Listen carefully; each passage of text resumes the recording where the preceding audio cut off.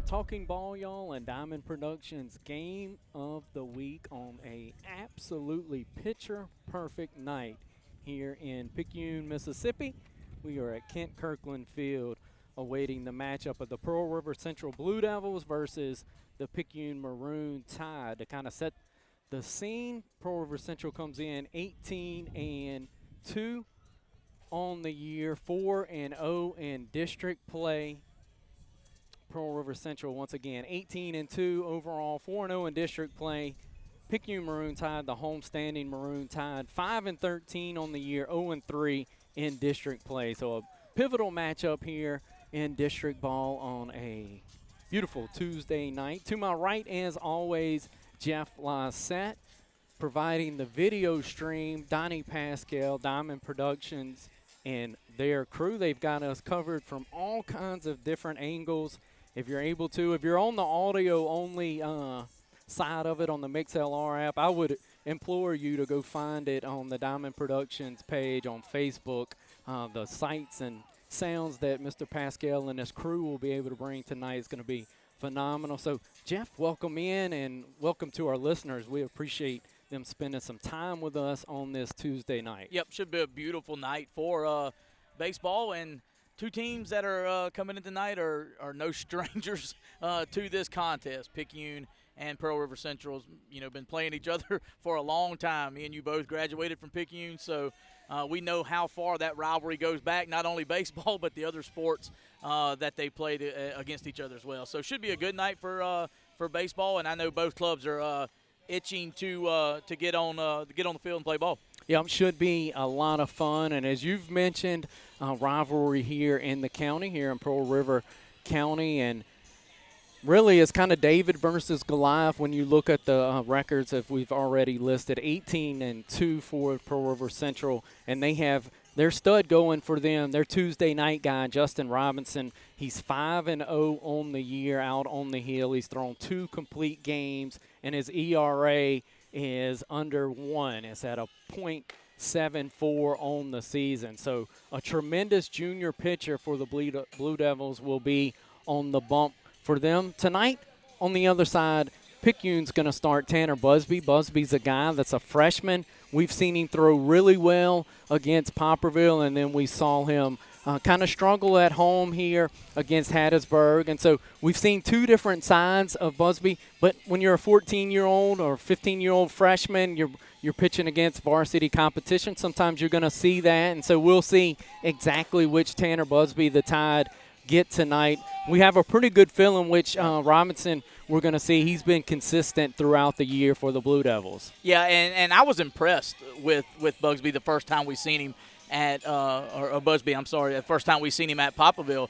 Poplarville won the ball game 2-1, but one unearned run before they brought in Samples to relieve him. So a good Poplarville team too, and both clubs has faced Poplarville, so they know what kind of team they've got. So I was impressed with the 14-year-old. Of course, Hattiesburg, we know Hattiesburg. These teams have played Hattiesburg. They get on the bases, they're going to run. So that was kind of an off night for him, but this will be our third time, so it'll be interesting to see what he's got. Yeah, you mentioned Hattiesburg. Hattiesburg actually competed well, gave Pearl River Central 2 tough contests, 2 wins, though, for the Blue Devils. Kind of shows a lot about them to win at home and on the road against a quality opponent in Hattiesburg. When you look at Picayune, has kind of been rough in district play, but as we've mentioned, once again, when you have a young pitching staff, you're going to roll out 3 or 4 freshmen, maybe even 5 at times for this Picayune team. Some things you're just going to have to live with and expect with a young club in a tough district, and that's kind of been the way for Picayune. But Jeff, baseball's a strange game. Sometimes you can take these records and numbers, and until they get going here in about 10 minutes, none of that's really going to matter to this young team for Picayune, and then Pearl River Central just trying to run their record out to a perfect 5-0 in district play. That's all they'll be worried about here in about 10 minutes. We are in middle of our pregame show for the Diamond Productions and Talking Ball, y'all. Game of the week. We are, once again, about 10 minutes out from first pitch. We'll take our first time out of the evening, and we'll return, dive deeper into the matchup of tonight. And once again, we appreciate you spending some time with us on this Tuesday evening. We'll return after this 2-minute break. Around here, the tougher things get, the better we are. Because all around Pearl River County, you'll find people working together. Like your two hospitals, Highland Community and Pearl River County, working together with Forest Health to bring you health care that's coordinated and complete. We're here for you now, and you know we'll be here tomorrow. Highland Community Hospital, Pearl River County Hospital, and Forest Health. Two great hospitals, one incredible health system.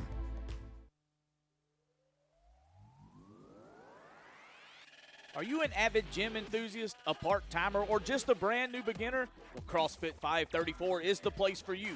CrossFit 534 is an encouraging group training facility located at 104 West Magnolia Street in downtown Poplarville. Their mission is to create a stronger version, both physically and mentally, of you when life outside the gym demands it. They have coach-led classes to accommodate all schedules from 6 a.m. to 6 p.m. Once again, that's CrossFit 534 in downtown Poplarville. Check them out on Facebook at CrossFit 534. Eli and Shauna Oder pride themselves on the way that they serve their customers. With that being said, they have recently formed the Magnolia Insurance Services to take care of all your business, trucking, property, and vehicle insurance needs. Please call 601-590-3676. That number again is 601-590-3676 for any of your insurance needs here in Pearl River County. Hey everybody, have you heard about the new restaurant in town, Creekside Coffee Cafe? Stop by and get a cup of your favorite coffee made by one of our great baristas and have some of our yummy breakfast, lunch or dinner. Pancakes, the bacon and eggs, the hamburgers, spaghetti and meatballs, mac and cheese, redfish tacos, and so much more. Don't forget the brownie a la mode. Check us out on Facebook, order online, stop by the drive-thru, or come on in and stay a while. That's Creekside Coffee Cafe. We'll make you happy. We're back here at Kent Kirkland Field, home of the Picayune Maroon Tide. The Pearl River Central Blue Devils out in front of us taking infield in preparation for tonight's ball game. And Colby Hawthorne, assistant coach for head coach Neil Walter here in the Blue Devils, out here with the fungo and getting his team loose tonight. And this is a sharp-looking group. Jeff, when you look at this Blue Devil club, 18-2, as we've mentioned, 4-0 in district play. This is kind of the club you would expect taking infield out in front of us, just really clean, crisp, and 5A, when you look at it across the board, this is one of the premier programs, and certainly looking like that type of year for the Blue Devils. And they've got good class structure, too. Good seniors sprinkled throughout this lineup.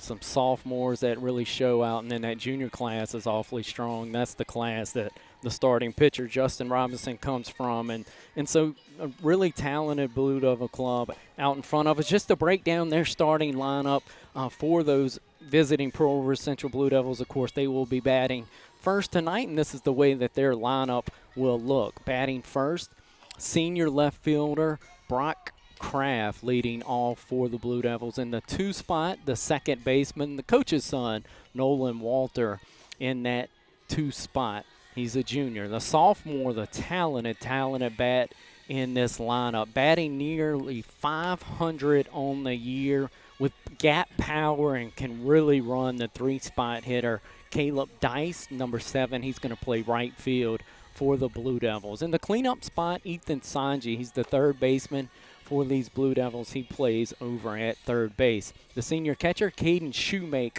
will be in the 5 spot. In the 6 spot, junior first baseman, Jacob Stockstill. The senior center fielder, Cameron Brunson, will bat 7 in the lineup. 8 in the lineup will be Jared Dickens, the junior, a talented, good glove, as you would expect from a quality team. Up the middle at the shortstops will be Jared Dickens. Batting ninth and DHing for the pitcher, Justin Robinson, will be Hunter Brunson, and that will line up the Blue Devils for their batting order. So the first three again, Kraft, Walter, Dice. Then the second three, Sanji, Shoemake, Stockstill. The last three, Brunson, Dickens, and Brunson for the visiting Blue Devils. Jeff, you have the homestanding Tides lineup. Yep, starting for the Picayune Maroon Tide, number 9, batting first, number 9, the senior Austin Samples will be playing shortstop. Batting second, number 4, playing third base, Dawson Underwood. Underwood comes in as a junior. Batting third, Kyler King, number 11, will be playing second base. King is one of them freshmen that you had talked about it earlier in this pregame show. Batting fourth, number 14, the DH, Carson Connor. Connor's a senior, one of these senior members for the Maroon Tide, and he'll be DHing for the pitcher, number 8, Tanner Busby, who's a freshman starting tonight. We mentioned that a little earlier. Batting fifth, number 10, playing left field, Mitch Harper. Harper, another one of the seniors here for Picayune Maroon Tide. Batting sixth, number 3, the catcher, Sam Landrum. Landrum, junior classman for the Tide. Batting seventh, number 12, playing first base, Morgan Kraft, another freshman. So that's 3 freshmen starting tonight, or 4 freshmen, starting tonight for the Tide. Batting eighth, number 17, Cruz Dudenheffer, playing right field. Dudenheffer is a sophomore for the Tide. And batting ninth, number 6, Chris Davis, another freshman. That makes 4 for the Maroon Tide tonight. Chris Davis playing center field for the Tide. Yep, and sometimes with the youth, Jeff, you just don't know any better, and so maybe you won't be quite as intimidated with that 18-2 record from across the way as you've just mentioned. An awfully young starting lineup for the Picayune Maroon Tide, and the Pearl River Central Blue Devils are still taking their infield now warm-ups as we described earlier. Mr. Hawthorne was peppering that out to the outfield earlier in the warm-ups. Now he's concluding their infield, so that will give us a natural break to take another 2-minute time out on our pregame show. When we return, we will be just moments away from your first pitch as you're listening to the Talking Ball Y'all and Diamond Production Game of the Week. Hey folks, if you need that special sweet treat for birthdays, anniversaries, or just because, stop by and see our friends at Katie Cake & Company. They are located at 109 West Canal Street in Picayune. Let Katie Cake & Company satisfy your sweet tooth. Shh, your scale will never have to know. If you like sports, we think you will love the Talking Ball Y'all podcast. The podcast has had some great guests lately. Like the football coach, Will Hall. And ESPN's Wright Thompson. And legendary Mississippi sports writer Rick Cleveland. Oh, and Dad, you almost forgot. Brett Favre was on too.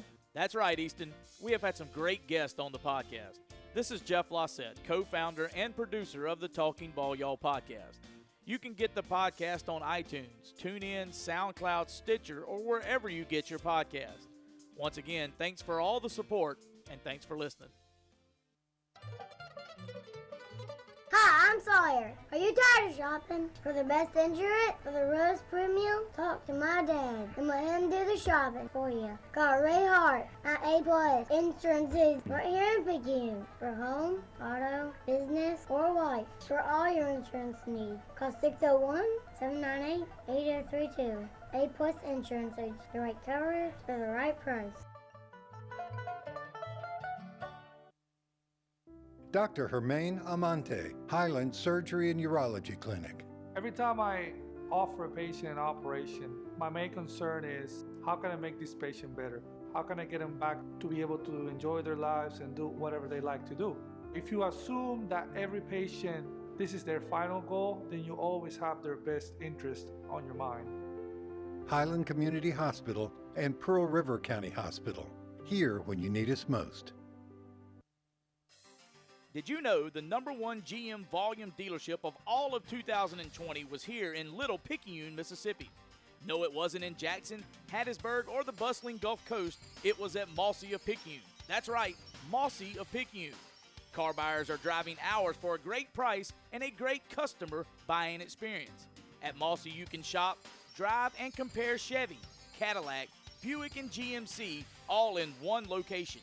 If a certified or pre-owned vehicle is what you're looking for, Mossy has a huge selection of trades and all fleece vehicles to choose from. You can see their entire lineup with pictures, prices, and hundreds of vehicles at MossySuperstore.com. That's MossySuperstore.com. Come in today and see why Mossy of Picayune sells so many vehicles, or call the management team, Frank Bonanno, Keith Henry, or Roy Penton at 601-798-7575 to schedule your appointment today. Are you an avid gym enthusiast, a part-timer, or just a brand new beginner? Well, CrossFit 534 is the place for you. CrossFit 534 is an encouraging group training facility located at 104 West Magnolia Street in downtown Poplarville. Their mission is to create a stronger version, both physically and mentally, of you when life outside the gym demands it. They have coach-led classes to accommodate all schedules from 6 a.m. to 6 p.m. Once again, that's CrossFit 534 in downtown Poplarville. Check them out on Facebook at CrossFit 534. Eli and Shauna Oder pride themselves on the way that they serve their customers. With that being said, they have recently formed the Magnolia Insurance Services to take care of all your business, trucking, property, and vehicle insurance needs. Please call 601-590-3676. That number again is 601-590-3676 for any of your insurance needs here in Pearl River County.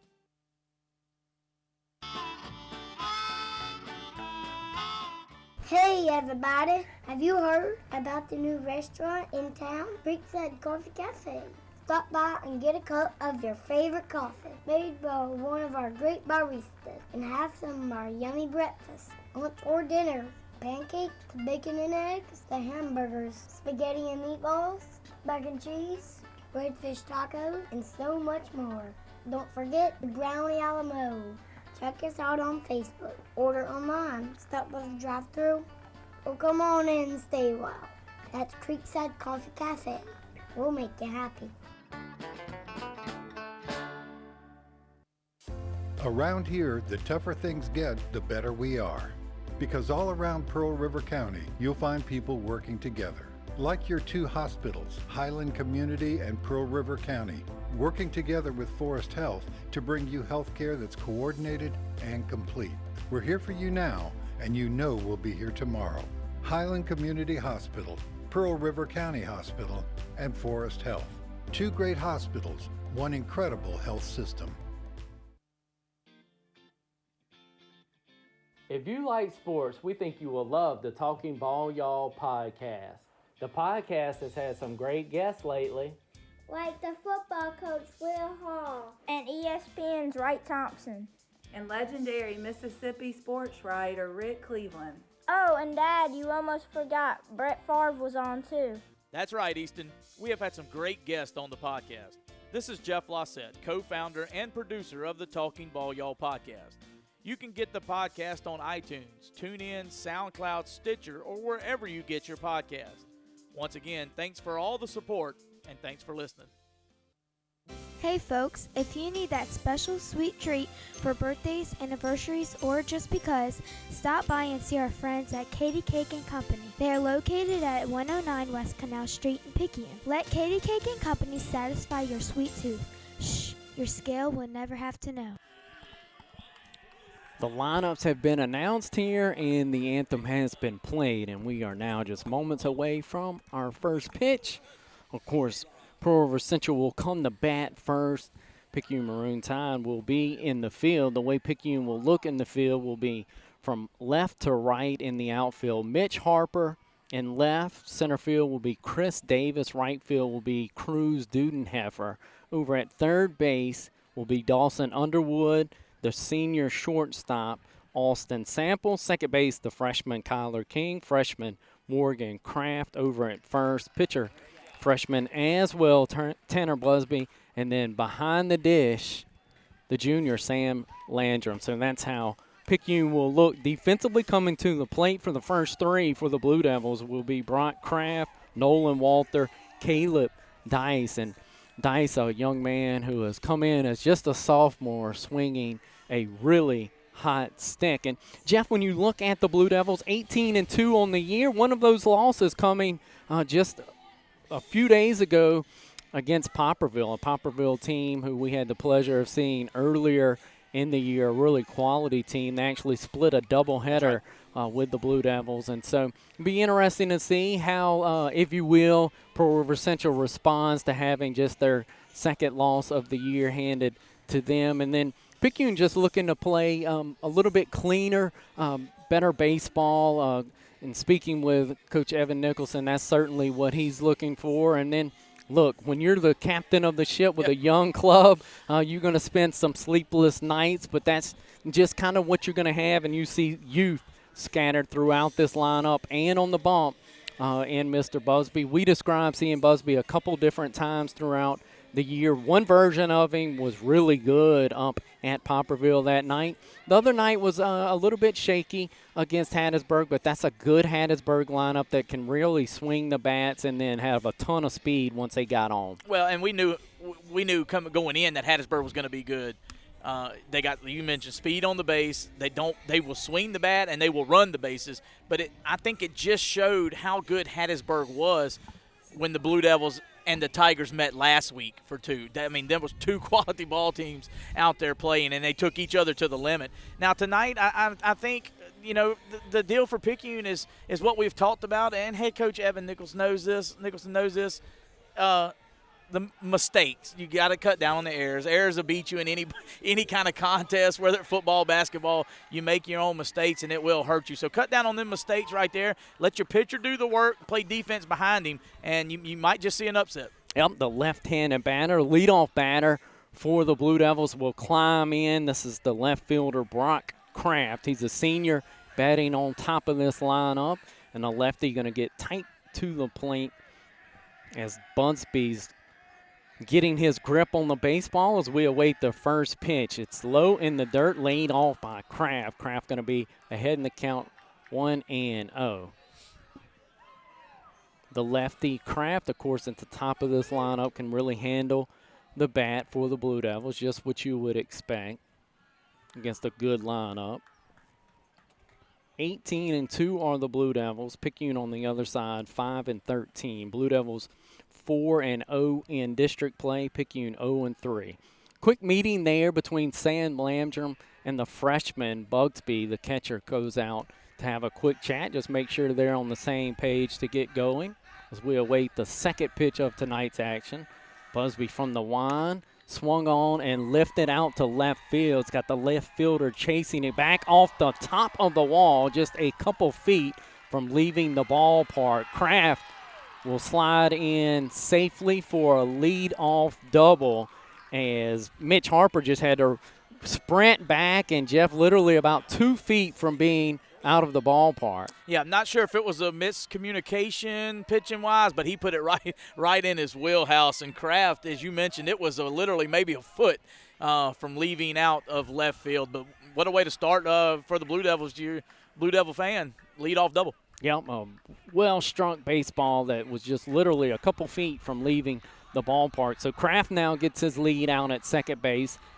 Busby going to work from the stretch. Walter going to lay down a beautiful bunt to the third base side. Going to have to hurry. Will Underwood makes a beautiful play on the bunt to retire Walter, but really cannot roll it out there any better than that. Underwood made a tremendous play on the bunt to get Walter. Walter does his job, moves runner of Kraft from second to third base. Now Caleb Dice will dig into the right-handed batter's box, and this is the young man, the sophomore, who has swung a mighty bat here for the Blue Devils. And he pops up the first pitch, going to be out of play over towards the softball complex here in Picayune. The right side. You know, and you mentioned softball, Clay, just across the way. The Lady Devils softball team are playing the Maroon Tide, the Lady Tide over there on the softball field. Yep, a lot of folks scurrying around here, the complex, as you mentioned that ball game. This ball is taken in to Dice, so now the count 1-1, one out in the inning. No score in the ball game as we're just three batters in here in the top of the first. The pitch from Busby fouled back, and so now 1-2 the count to the talented Caleb Dice. Kraft over at third. He's by there by way of a double and then a sacrifice bunt that was nearly an infield single by Walter. The right-handed batter, Dice, is going to wait for the pitch from the right-handed pitcher, the freshman Busby. He's taken a long time peering in. Now he's got the sign, fastball swung on and fouled directly back. That's 2 back-to-back really good swings from Caleb Dice. Yep, just right on it. You can tell when a batter swings and fouls one directly back over the catcher's head into the fence that he is real close of catching up and getting a good eye on that pitch. Yeah, so Busby here ahead in the count, but have to be careful with this 1-2 pitch. The offering outside. A good take there by Dice. Now the count 2-2. 1 out in the inning. Base runner over at third and Brock for the Pearl River Central Blue Devils. 0-0 our score. The 2-2 pitch swung on and missed. Beautiful pitch there to blow it by Dice. Good job by the freshman and Busby pumping it by him and getting that second out. Now the defense can back up. Everybody can kind of relax with 2 outs now in the inning. The base runner over at third.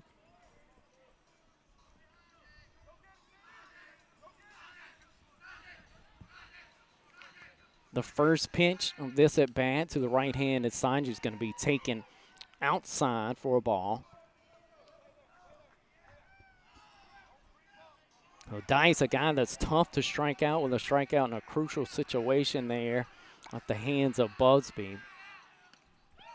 Busby throwing the ball hard tonight, Jeff. This is the most velocity we've seen from Busby. The previous 2 times he was running it up there pretty well, but even better tonight. Good velocity. That ball was up, so now the count's 2-0 to Sanji.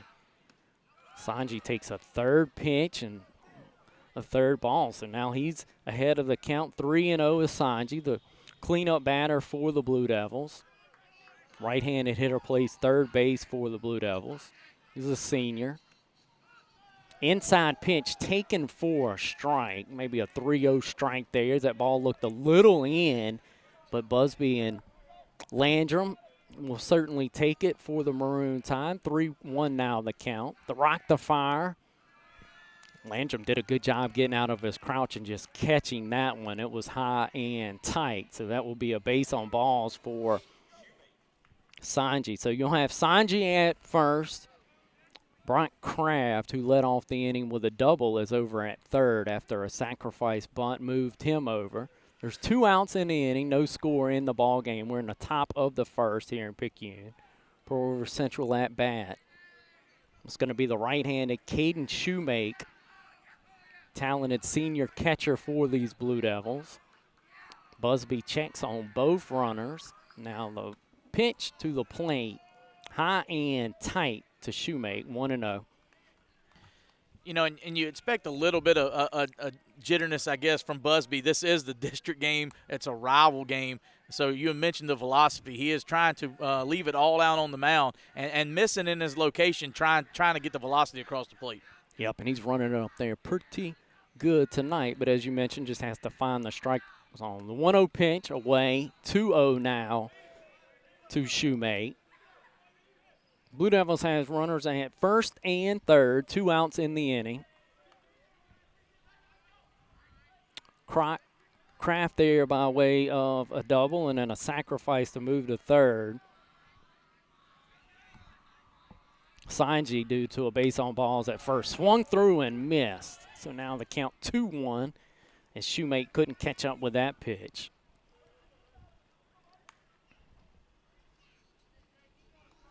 Sam Landrum, the catcher, kind of checks his wristband, makes sure he's got the correct pitch from the dugout. 2-1 pitch outside. Landrum going back pick and a beautiful throw. And they will say that Sanji crawled back to first base in time to beat the tag of Kraft. That was a nice throw by Landrum. Yep, a good throw behind the runner right there. We're way on the third base side as we're calling the game tonight. And it looked close from this side, so I can imagine how close it really was over there. The 3-1 pitch now from Busby. Tight, taken. So that will be a base on ball to Shoemake. That's back-to-back free passes offered, Sanji and Shoemake. And now the bases are drunk with Blue Devils, one at each spot as Mr. Jacob Stockstill, the right-handed hitter for the Blue Devils, will climb into that right-handed batter's box.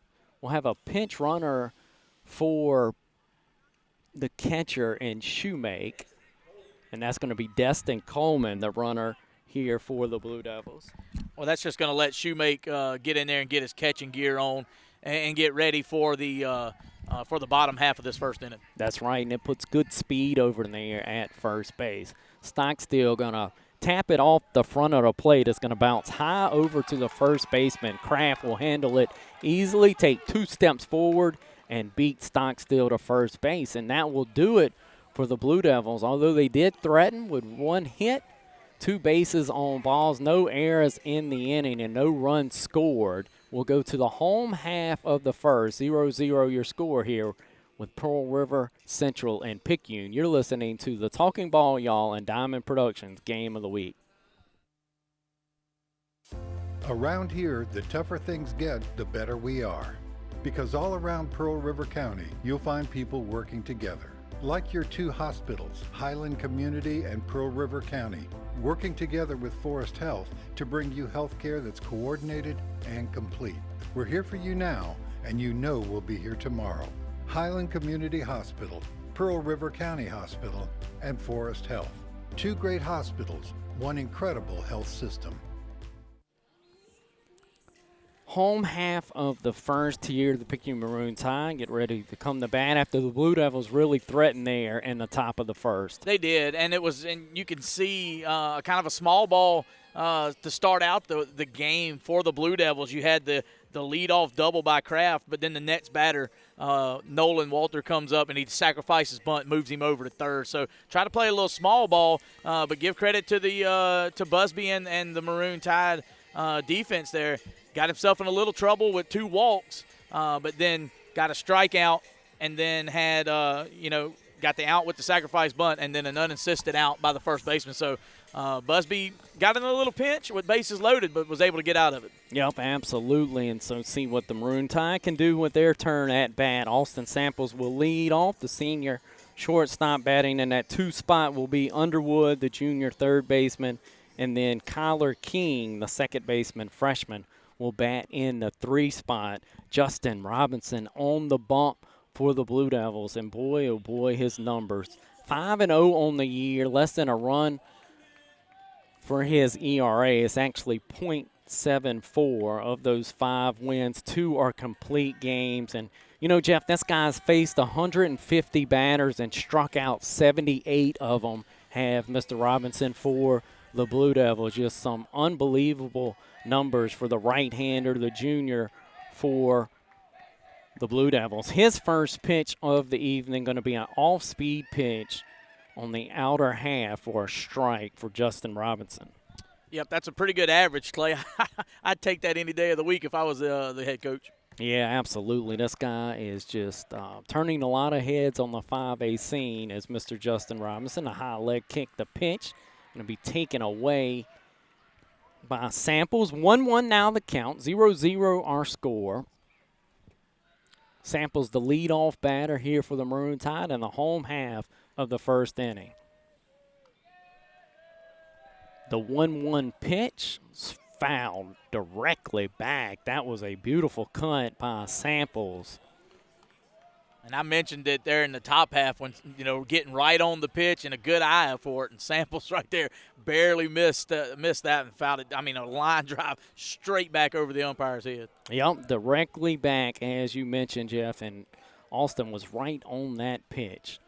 1-2 the count here to Samples. Robinson with the pitch and the all-speed pitch swung on and missed. Catcher secures it, throws it down to Stockstill at first base to record the first out of the inning. A strikeout by Samples. A good job by Shoemake holding on to that third strike and then throwing it over to Stockstill to retire the strikeout. Yeah, I didn't really see the ball hit the ground, but just for good measure, he stepped out in front of the plate and threw it down to first base to complete the strikeout.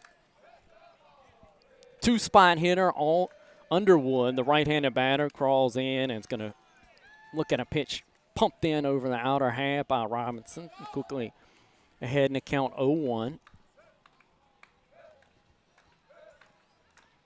And high leg kick in the wind for Robinson to pitch. A wave through by Underwood, now down 0-2 in the count. And you said pumped. Robinson can bring it as well. Yep, going to camp out in the low 90s tonight. Will Robinson with his flat stuff, his fastball. This is going to be an off-speed pitch just tapped over to the third base coach, head coach, Evan Nicholson.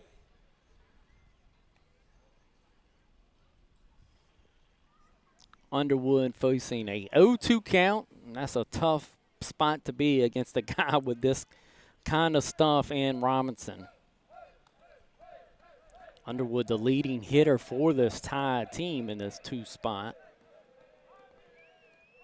The 0-2 pitch. Robinson gathers at the belt. The kick, the pitch, and it is fouled back to the softball complex.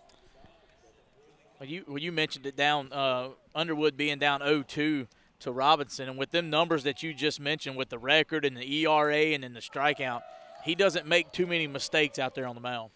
No, he does not. He will gather at the waist. The pitch from Robinson's going to be swung on and fouled back here by Underwood. Underwood doing a good job, 0-2, fouling back-to-back pitches away, wasting 2 good pitches from Robinson and keeping himself alive at the plate. Right-handed batter in Underwood. Digs in. He's ready. Robinson with the wind, the pitch, and foul back, Jeff, for the third consecutive time by Underwood. Yeah, I had to just let out a little laugh because what he's doing is it was 4 pitches that he threw to the first batter, but he's stepping up. He's kind of getting the pitch count up to this hitter, fouling them balls off, just trying to get his eye and his bat on the right one.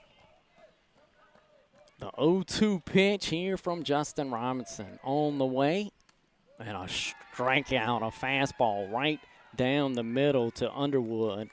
He called Underwood maybe looking for something a little different there, and with that fastball, if you're not looking for it, he just ties you up. That was a beautiful pitch from Robinson. 2 batters, 2 strikeouts for Justin Robinson. Yep, Underwood kept fouling them off.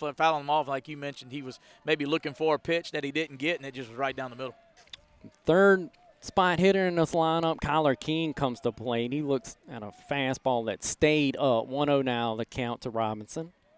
Excuse me, to Kyler King. Robinson, of course, on the bump for the Blue Devils.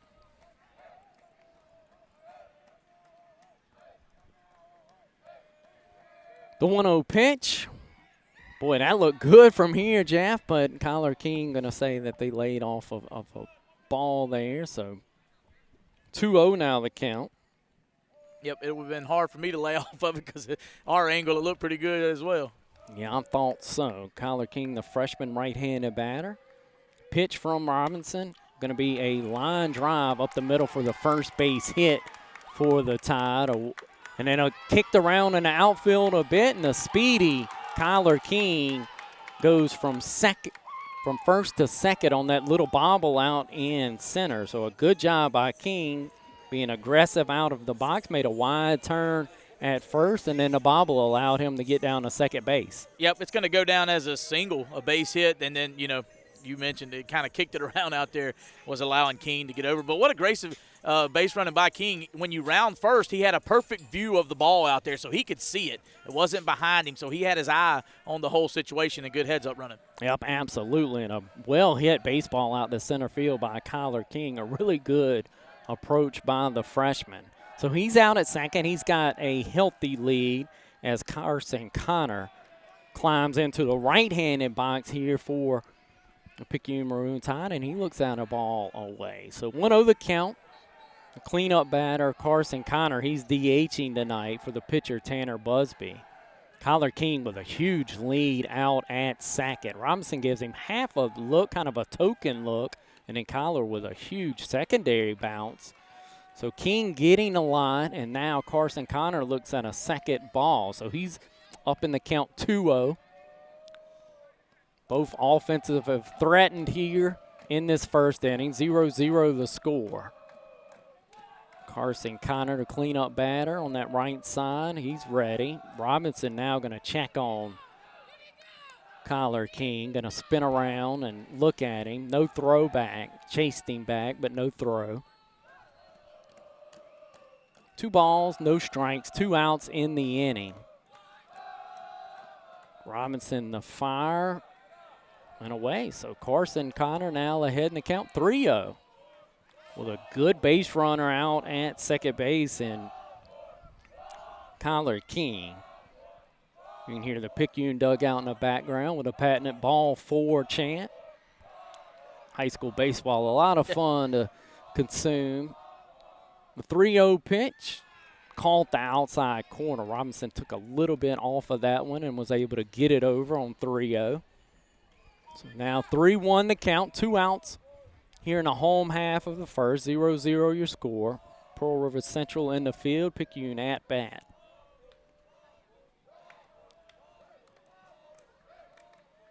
Robinson with the pitch, foul directly back by Carson Connor. Picayune taking some good swings here at Robinson in this bottom half of the first and fouled away some good pitches from Justin Robinson.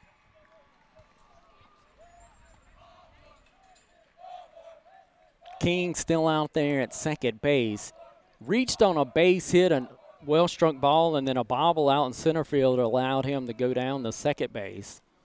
A swing and a miss is going to get by the catcher on the third strike. Kyler King going to make a wide turn going from second to third, and Carson Connor going to strike out.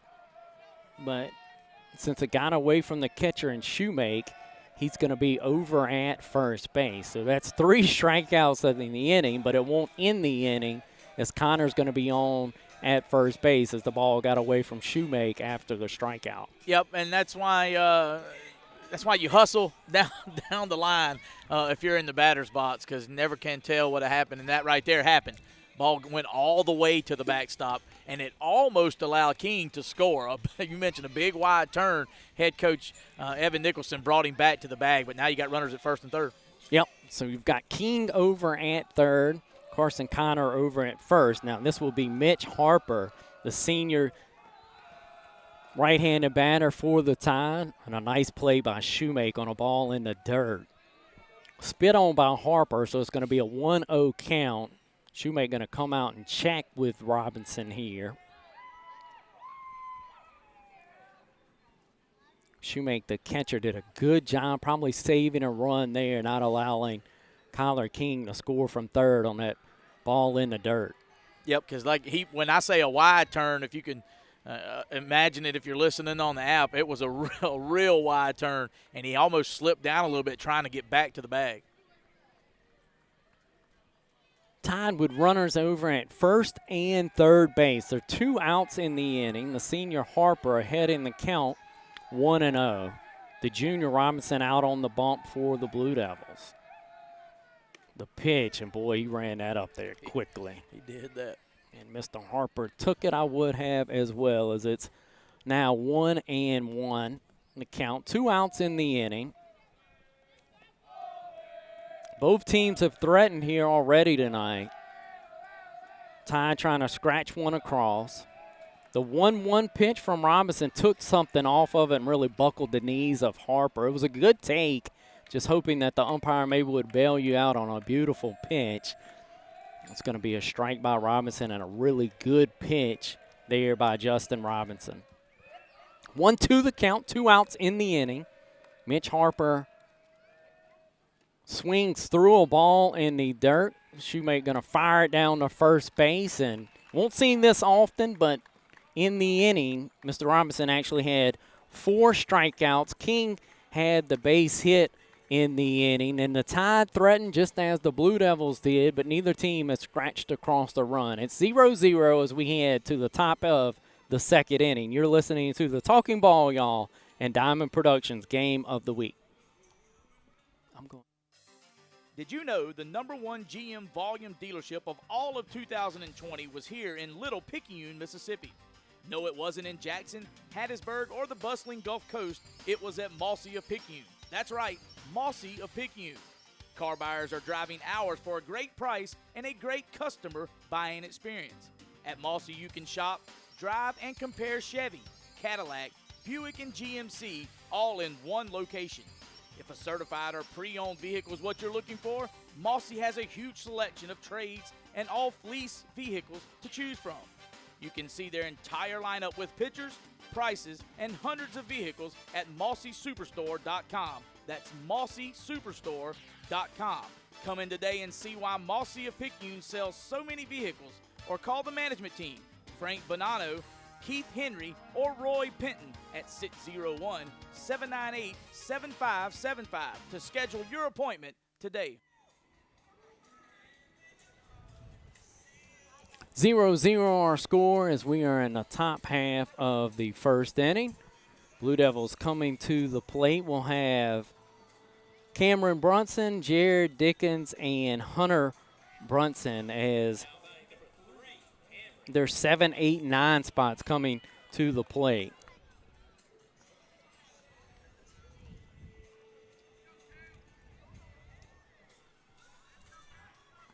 Zero the score here. You're listening to the Talking Ball, y'all, and Diamond Productions Game of the Week. This will be Cameron Brunson, the senior center fielder for the Blue Devils, batting from the right side. Nice pitch there by Busby to start off Brunson. He looks at it. It's going to be 0-1. Busby going to try to settle in here, loaded the bases, but got out of that trouble in the first inning. The 0-1 pitch swung on and dribbled down the third base line. That was actually fouled off his front leg, I believe, by Brunson.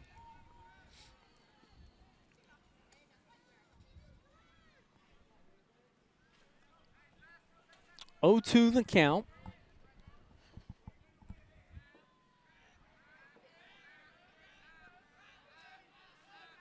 The freshman Bunsby collects himself, peers into Landrum, the catcher. He's got a sign, and the pitch on the outside half looked at by Brunson. He will get the backwards K in the book, a strikeout looking for Brunson. A good start to the inning by Bugsby. Yep, that's his second strikeout of the game, and a good first batter faced right here in the top of the second. Yep, a good job there by Bugsby. Getting that lead on batter can be so pivotal in any inning, and so we'll see Dickens now, the 8-spot hitter for the Blue Devils, come to the plate, and I believe that was actually thrown behind Dickens, the shortstop. So 1-0 the count.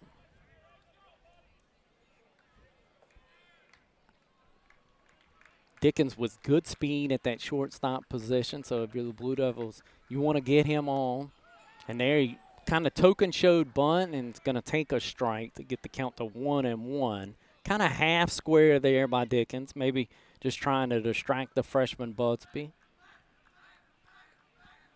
1-1 pitch, and it's going to be chopped foul, headed basically in our lap here, Jeff, as it bounces over in our direction. Foul down this third base line.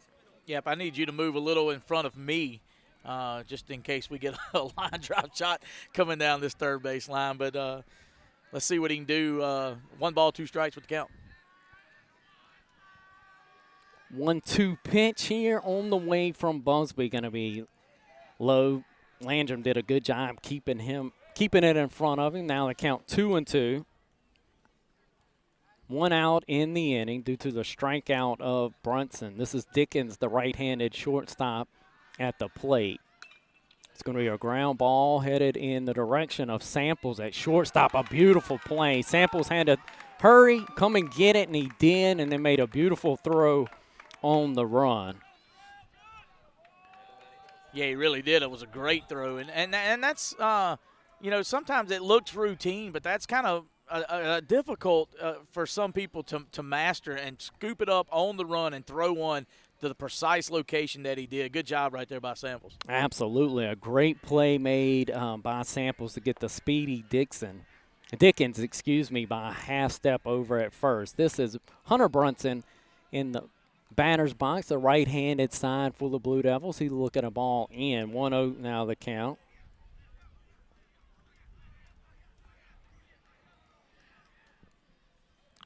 Going to be kind of airmailed out wide. Landrum couldn't even flag that one down. 2-0 now the count. It's going to be dangerous here, Jeff. You're down 2-0 to the 9-spot hitter. This is kind of how ugly innings maybe go from beautiful to ugly. So you got to kind of reel this in if your Busby. The 2-0 pitch now upstairs, so 3-0. Well, it kind of went a little bit different in the top of the first. You had the base hit, then you had 2 outs, but then you got the bases loaded. And now good pinch by Busby. 3-0, you know the 9-spot hitter's got to take, and so you pump a fastball right down the middle to try to climb back into this count. 3-1 now. The pitch up a little bit, and that was a good take by Hunter Brunson. Going to draw a base on ball. So the 9 spot going to draw a walk, and that will bring back the top of the order and Brock Kraft. Kraft nearly left here moments ago. It was a long double. It was literally about 2 feet from being a home run. So you want to be extra careful here with a left-handed hitter and Kraft. And if you're Kraft on the other side, you just want to keep seeing it like you did that first at-bat. I'm going to keep it away from Kraft, and Kraft spits on it. It's 1-0. Hunter Brunson over at first base with a free pass. There's 2 outs in the inning. Score 0-0 in the top half of the second inning.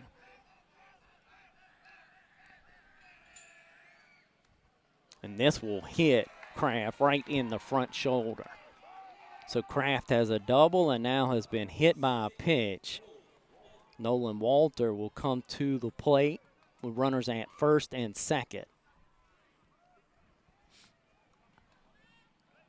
Jeff cruising along. There was 2 outs in the inning. Then you walk the 9 spot. You hit the leadoff batter in the shoulder. And now you have the coach's son, Nolan Walter, at the plate, the junior right-handed hitter, with a chance to do a little damage. He laid down a beautiful sacrifice bunt, his first plate appearance.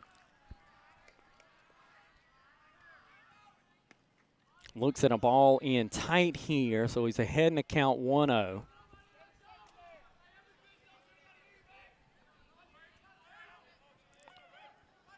Good leads by both runners over at first and second base for the Blue Devils. It's going to be chopped into the Picayune dugout by Walter. 1-1 now the count. 2 outs in the inning. Yeah, and this is a good opportunity. Like he says, 2 outs in the inning, runners at first and second, but it's a good opportunity for Nolan to kind of help his ball club, get his ball club to lead right here. You put one in the gap or get one out of play, and it's a good chance that runner from second is going to score. The 1-1 pitch here from Busby in on the shoelaces of Walter, and Walter does a good job of laying off of it. Now he's ahead of the count 2-1.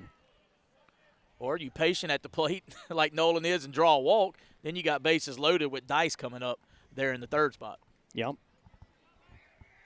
You've got the lead runner in Brunson. The backside runner over at first base is Kraft. 2-1 pitch, going to be lifted foul out of play.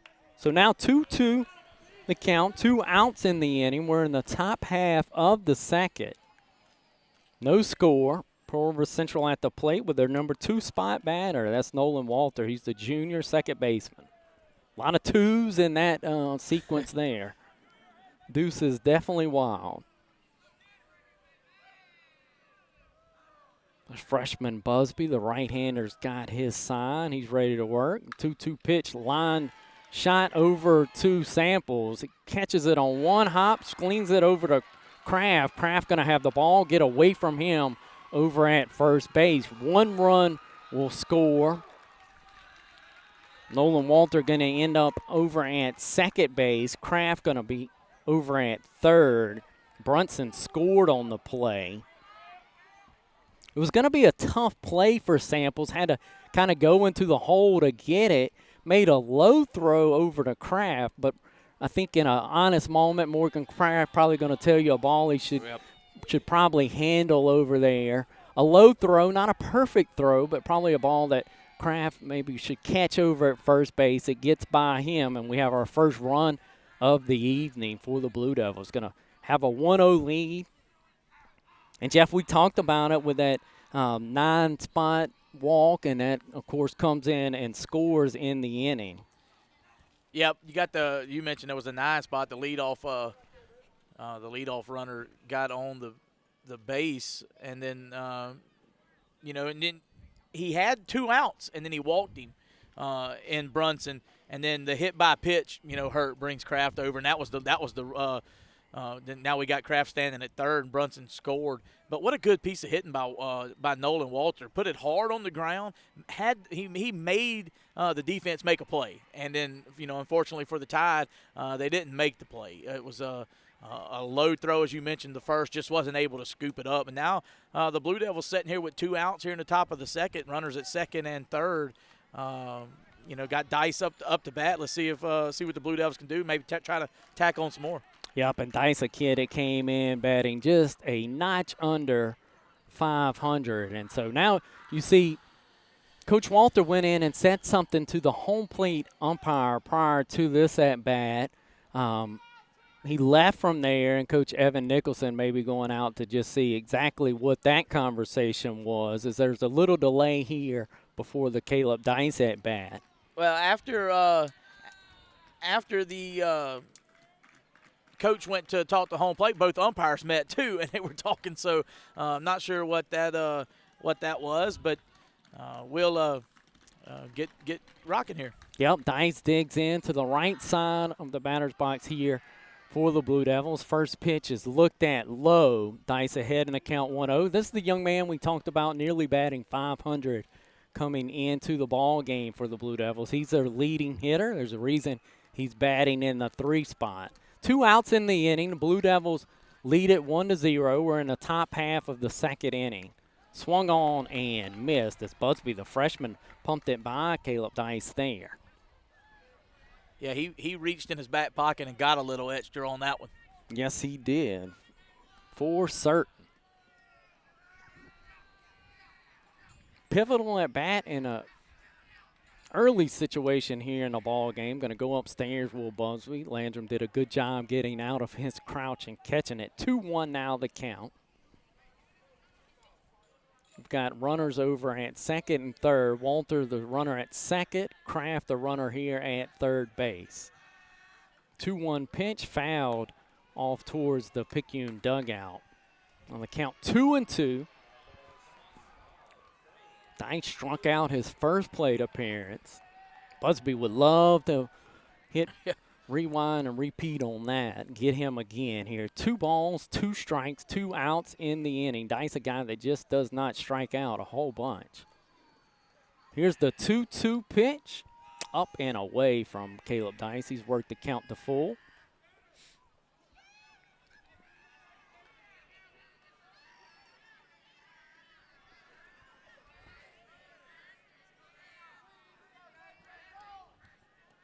Now the 3-2 pitch, swung on and missed. Back-to-back innings, he has gotten Caleb Dice to strike out. A beautiful job of escaping again by Busby. The first inning, he left them loaded. The second inning, he leads the Blue Devils with runners at second and third base. Blue Devils were able to scratch across the game's first run. They will lead it 1-0. Picayune coming to bat in the bottom half of the second. Hi, I'm Sawyer. Are you tired of shopping? For the best insurance? For the Rose Premium? Talk to my dad and let him do the shopping for you. Call Ray Hart at A+ Insurances right here in Picayune. For home, auto, business, or life. For all your insurance needs. Call 601-798-8032. A+ Insurances. The right coverage for the right price. As we get ready for the bottom half of the second inning, Tide brings to the plate the 6th spot, Sam Landrum, followed by Morgan Kraft, and then Cruz Dudenheffer. 0-0 is the score here in the bottom half of the second. Tanner Busby pitching for the Maroon Tide, got him with 47 pitches so far on the night for the young freshman. Justin Robinson finishing his warm-up tosses. Robinson right now finishing his warm-up tosses, just 22 pitches there in the bottom half of that first inning. So Finishing his warm-up tosses, the catcher's going to make the routine throw down the second base, and we're going to get this bottom of the second underway. Each team with one hit. Blue Devils lead this contest 1-0. Coming to the plate for the Maroon Tide, as I mentioned, will be the catcher number 3, Sam Landrum. You hear the PA and the music in the background as Sam steps into the batter's box. Batting from the right side of the batter's box. Robinson pitching from the stretch position, even nobody is on base. First pitch in there for a called strike to Sam Landrum. So no balls, 1 strike is the count to Sam. Sam, the catcher, junior for the Maroon Tide, as Jeff said there. The right-hander Robinson with the pitch. Called a strike as Mr. Landrum looked at that one. 0-2 now, the count to Landrum. Landrum, the right-handed batter, facing the right-handed Robinson. The pitch swung on and tipped. Well, I thought it was tipped. They're going to say nope, that it was just a ball in the dirt and a strikeout of Sam Landrum to start the inning for the Maroon Tide. Let's bring to the plate the freshman first baseman Morgan Kraft. PRC leads this one 1-0 over the Picayune Maroon Tide here in the home half of the second.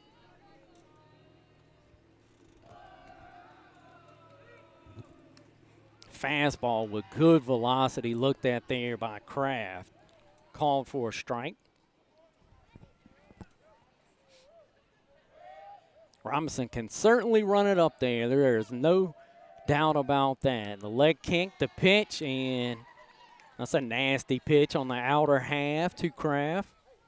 Good pitch from Robinson. He's quickly ahead in the count 0-2.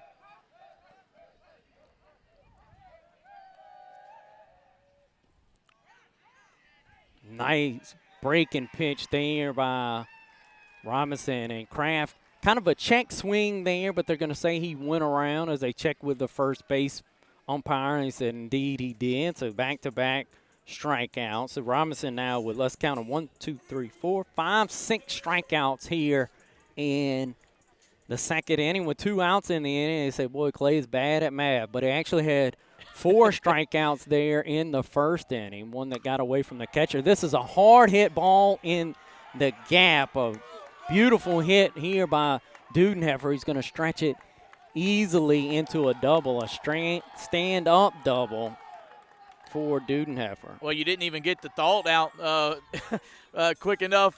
Just it was one pitch, one swing, and hits a gap between center field and left field, rolls all the way to the fence. Good piece of hitting right there by Dudenheffer. There you go. He got a hit. 2 outs, gets up there and has a runner at second for the Maroon Tide. Let's see if Davis, the center fielder, can bring him around. Yeah, and if you look back to the top half of the inning, that's where the Blue Devils did their work with 2 outs as well. Chris Davis, the freshman center fielder, checks into that right-hander's batter's box. He's going to look at an outside strike from Robinson. So you've got Dudenheffer with good speed out at second, going to get a pretty aggressive lead here against Robinson. Robinson now with the pitch. A flinch by Davis, but didn't commit, and it was a nice off-speed pitch from Robinson. Heading the count quickly here, 0-2. 2 outs in the inning. Dudenheffer out at second with a stand-up double. The 0-2 pitch. Checked on by Davis, but he was able to hold up on a ball in the dirt. Going to go to 1-2 now on the count. Blue Devils lead at 1-0. Bottom half of the second inning.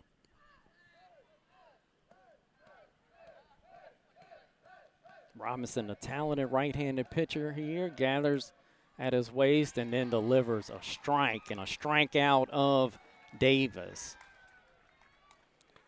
So incredibly enough, that is 7 strikeouts for Robinson through just 2 innings. We will head to the top half of the third. The Blue Devils lead it 1-0 as they will come to the plate.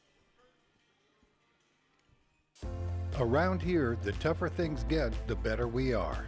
Because all around Pearl River County, you'll find people working together. Like your two hospitals, Highland Community and Pearl River County, working together with Forest Health to bring you health care that's coordinated and complete. We're here for you now, and you know we'll be here tomorrow. Highland Community Hospital, Pearl River County Hospital, and Forest Health.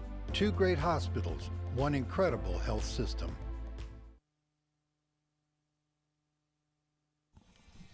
Top half of the third inning we go with the Blue Devils leading it 1-0. They threatened in both innings, Jeff, were able to scratch a run across, but Busby's really done a good job. Even though he's gotten himself into some trouble against this talented lineup, he's left the bases loaded in the first inning, left 2 out there at the end of the second. So when you look at it from Picayune's perspective, it really could be a lot worse. Coach Walter, the head coach for the Blue Devils, probably thinking it could be a lot better. So kind of the tell, when you leave that many base runners on, and it's still just a 1-0 spread. Yep, and, you're going to the top half of the third. They're in the 2 innings that Busby's pitching. 47 pitches is what I've got him, 3 strikeouts. And you mentioned bases loaded.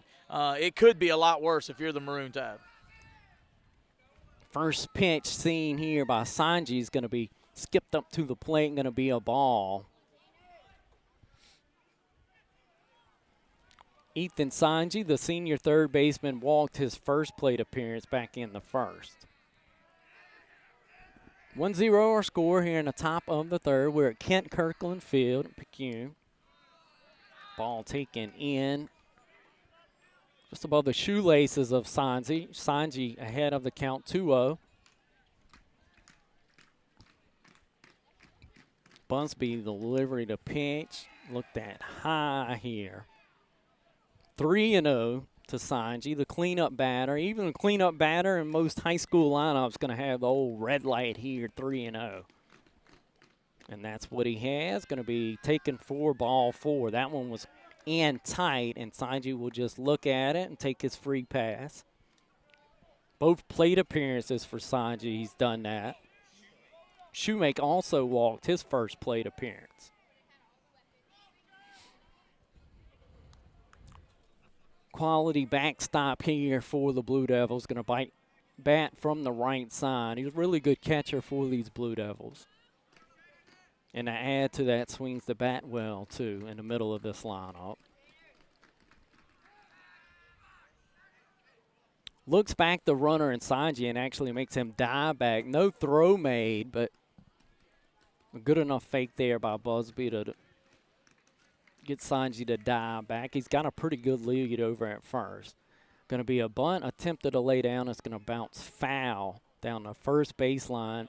Skipped twice and then took a nice little hop to the right side, and that got it foul for Shoemake. Yeah, and you see this sometimes from head coach Neil Walter, too. He gets runners on first base or base, period, and he'll start trying to play a little small ball, trying to get and add to that lead. They're leading 1-0 in this game, but his mentality, and, we've talked to him, get his runs across the plate the way you can get them, and if move him over by a sacrifice bunt is the way to do it, he'll do it. Absolutely. Put that pressure on the defense, and here will be a turn and throw from Busby. Going to check on the runner of Sanji. And really, Morgan Kraft did a good job of getting off the bag and really securing a baseball that could have ended up against the fence and allowed the runner to advance. That's Sanji getting that good lead over at first. He's over there due to a walk. The right-handed pitcher and Busby having to peer over that shoulder to check on him. Now here's the pitch in tight to Shoemake and take him for a ball. 1-1 now the count. No outs in the inning. Pearl River Central leads at 1-0. We're in the top half of the third here at Kent Kirkland Field. The Blue Devils dug out. You maybe can hear them in the background here of the audio. Making a little racket. That ball actually spun Shoemake around. It was in on his hip, taken for a ball. 2-1 now the count. Busby has battled, has the freshman, only given up 1 run and had a lot of base runners here in the first and the second inning. This is swung on and tipped by Shoemake. Now to count 2-2. Sanji was getting a good lead, progressively kind of lengthening that lead over at first base. The 2-2 count now to Shoemake. Busby going to check on him. Just as I said that, he's going to toss it over to Kraft. You know, and you mentioned Busby pitching. It's 1-0. The Blue Devils are leading this, but he's only given up one hit, and that was in the first batter of the top half. I mean, the first inning. So not a bad outing. Could be worse as many times as there was bases loaded. Absolutely. The 2-2 pitch now from Busby. Down in the dirt. Landrum did a good job smothering it. Tanada let Sanji advance. Full count. The other thing that's happening is Busby's having to throw a lot of pitches, Jeff, with all that traffic. Really having a workout on the mound. We got him at 56. And the 57th is going to be wide. And so back-to-back walks here to start the inning to Sanji and Shoemake. Ironically enough, both those guys have done that before. Right. Each have batted twice, each have 2 walks. So this is going to draw a mound visit from pitching coach J.D. Stockstill. Of course, Sam Landrum, the catcher, will join. And Tanner Busby just trying to get some instruction, maybe a pointer here from J.D. Stockstill to a spot, you know, a release point maybe to get him back in the zone, or maybe it's just a calm down and let's try to find the zone. You never really know exactly what's going on these mound visits, but we can speculate. Well, and both times in the bottom of top of the first and in the top of the second, he has gotten into some trouble, has Busby, but he has worked his way out of that trouble. The first, he had bases loaded and was able to get that third out. And then he had 2 outs there in the top of the second, and then gave a walk, and then a hit by pitch, and then there was an error on the throw over to first. So got in some more trouble right there with runners on the bag. That's when the Blue Devils plated that 1 run, but was able to get out of it with no more damage being done. Right now, back-to-back walks, runners at first and second. Yep, as you described, those runners out there are Sanji the lead runner, Shoemake the runner at first base. Jake Stockstill will lock into that right-hander's batter's box. He showed bunt, pulling his hands back, and actually took a pretty healthy swing at the first pitch. Swung on and missed by Stockstill. Stockstill, the junior first baseman. He grounded out his first plate appearance over to Kraft at first base. The 0-1 pitch, Stockstill showed bunt again. This time didn't pull his hands back, but is going to pull his hands back to swing. Here he's just going to pull his hands back to take a ball outside. So now the count 1-1. No outs in the inning. The Blue Devils have runners over at first and second. They lead the ball game here in the top of the third, 1-0 over Picayune. The 1-1 pitch bunted through and missed. So now Jacob down in the count 1-2. Coach Walter, as you described, Jeff, just trying to put some pressure on the defense. Yep, and he wants to move the runners up, of course, and score them. That's what the game's all about. But he don't mind playing that small ball, like you mentioned. Could be a bad bounce here or there, or air throw here and there, and you got more runs across. The 1-2 pitch, high and tight on Stockstill, going to be taken. 2-2 now the count. The lead runner out at second base, that's Sanji. The runner over at first is Shoemake. They're both there from free passes. Busby, the freshman, trying to work out of a jam. It's going to be high and tight again, almost a replay of the pitch before. 3-2 now the count. Full count to Stockstill at the plate. Stockstill, a right-handed batter. As we mentioned, he grounded out back in the first. We're here in the top of the third now. Busby with the full count pitch fouled directly back by Stockstill. That was a nice cut taken there by Jacob Stockstill. Yep, trying to get the ball in play. Like you said, make the defense, put pressure on them, make them make a play. Runners at first and second. That was a pretty good cut by Jacob. Yes, it was. Busby, the pitcher, trying to make a pitch. The 3-2 upstairs, and a good take by Stockstill will load the bases. All due to free passes. That was a quality at bat by Stockstill, trying to sacrifice a couple times, didn't get it done, but ended up not having to give That's up an out and still advance the base runners with a quality at bat and a base on balls. Now Brunson, the center fielder, who was struck out earlier in the ball game, has a chance to do damage. He's the senior center fielder, right-handed batter, is going to take it inside. High and inside, 1-0 now the count. Busby struggling a little bit here to find the strike zone is the freshman. High stakes, a lot to ask of a freshman. A pressure situation here. Going to be a line drive out towards the center field and right field gap, ranging over is Dudenheffer. He'll get it, but after it's skipped a couple times, and so that will be a 2 RBI double out into the gap by Cameron Brunson. A really good swinging on that baseball is going to plate 2 runs for the Blue Devils. They'll extend this lead out to 3-0. Yep, well hit ball too by Brunson. Kind of put it in the gap, and of course we're getting that nighttime. We talked about it last week when Picayune played Hattiesburg. You're going to get a little wetness on the field, maybe a little dew as the sun is already gone behind us in this night sky. So ball skips out there. Good piece of running right there too by Brunson. Gets a stand-up double, and you mentioned 2 RBIs, plates Sanji and Shoemake. Blue Devils lead 3-0.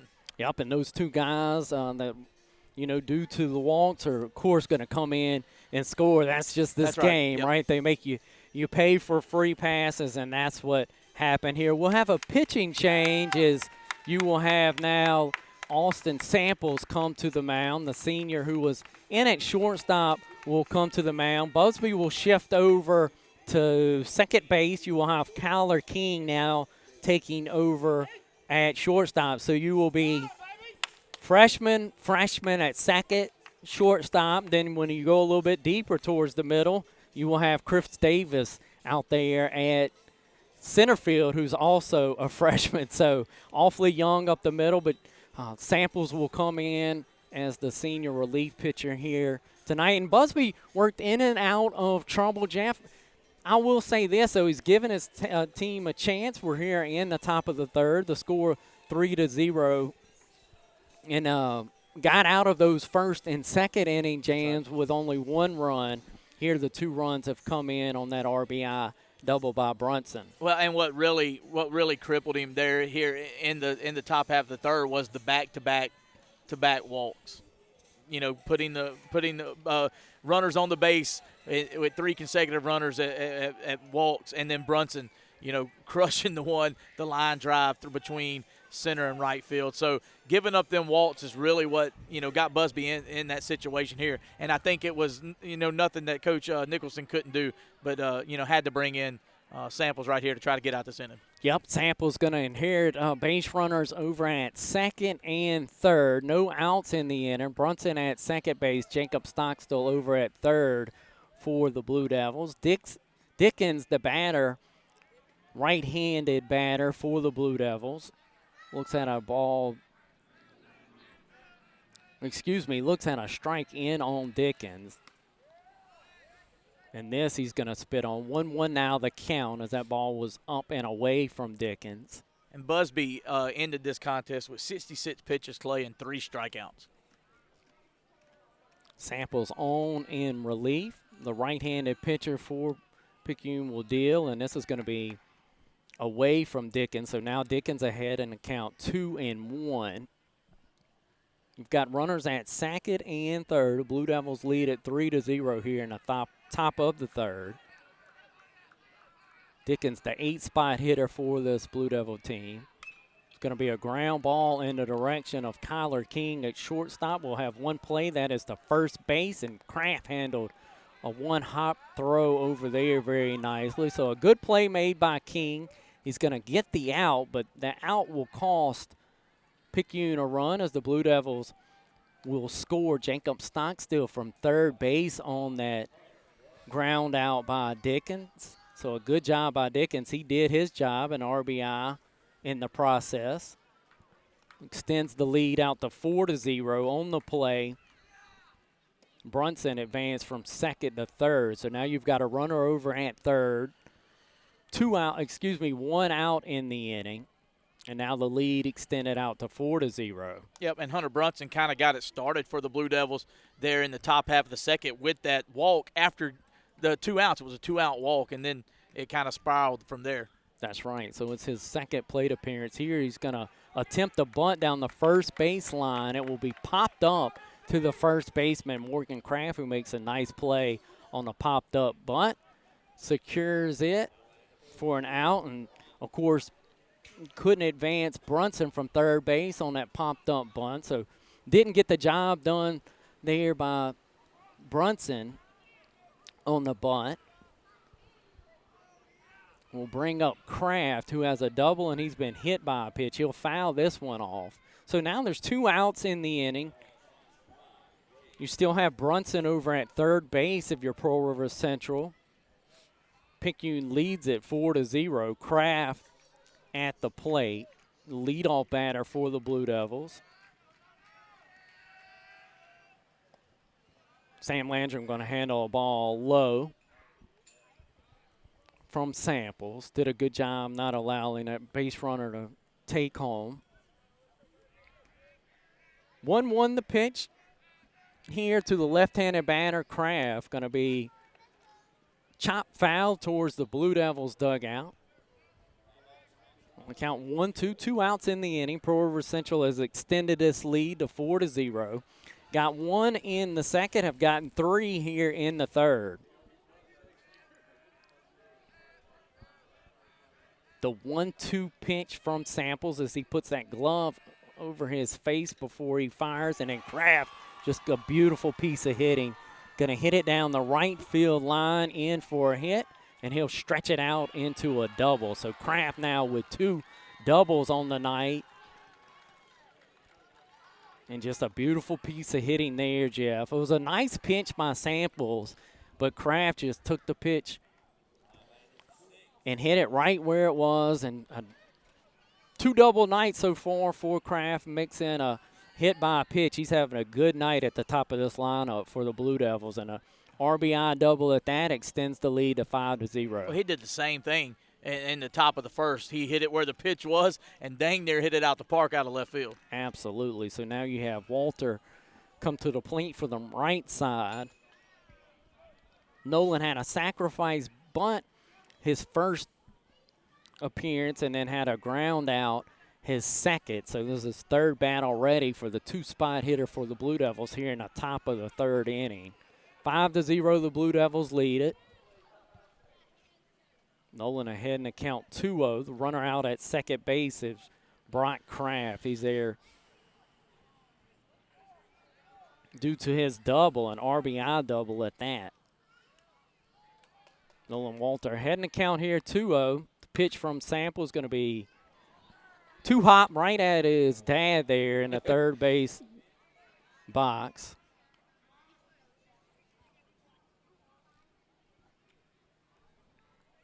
Coach Walter having a little exchange here with the Picayune dugout. Looks like to be all smiles, so we're going to chalk that up as friendly banter back and forth. Yeah, a great guy, too. We've had the pleasure of visiting with him several times on the podcast. Just nothing but a baseball purist.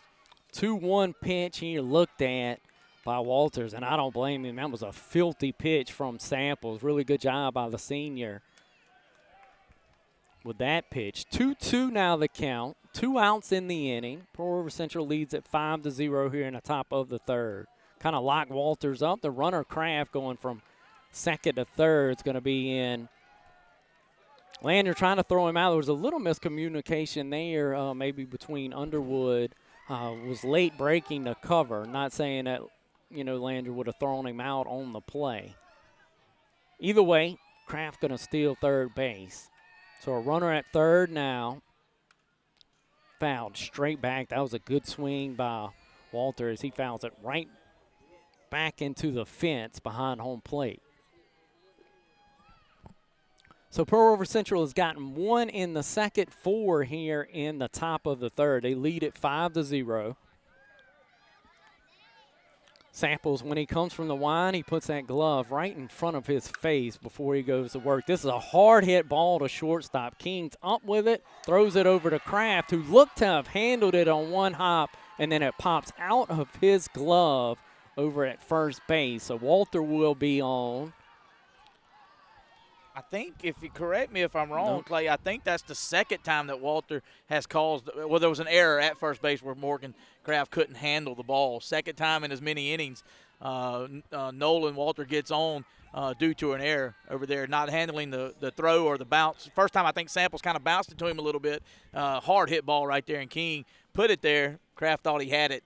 Just popped out of his glove, as you mentioned. Yep, absolutely. The first one, as you described, Jeff, perfectly, a great memory by you. Skipped, kind of through the wickets of Kraft. This one he had, Right. and then just right at the last second, just kind of popped out on him right at the squeeze. So either way, you look at Walter, and that's what you want. At the top of your lineup, you want a guy that's going to put the ball in play, and he's done it twice, and he's benefited both times, really 3 times, because the sacrifice bunt helped his club too. He's off and running here, but the pitch is fouled back by Caleb Dice. Dice, a guy, came in with the best numbers for the Blue Devils in their lineup, and he struck out twice tonight. Has Mr. Dice. This is his 3rd time through in just the 3rd inning.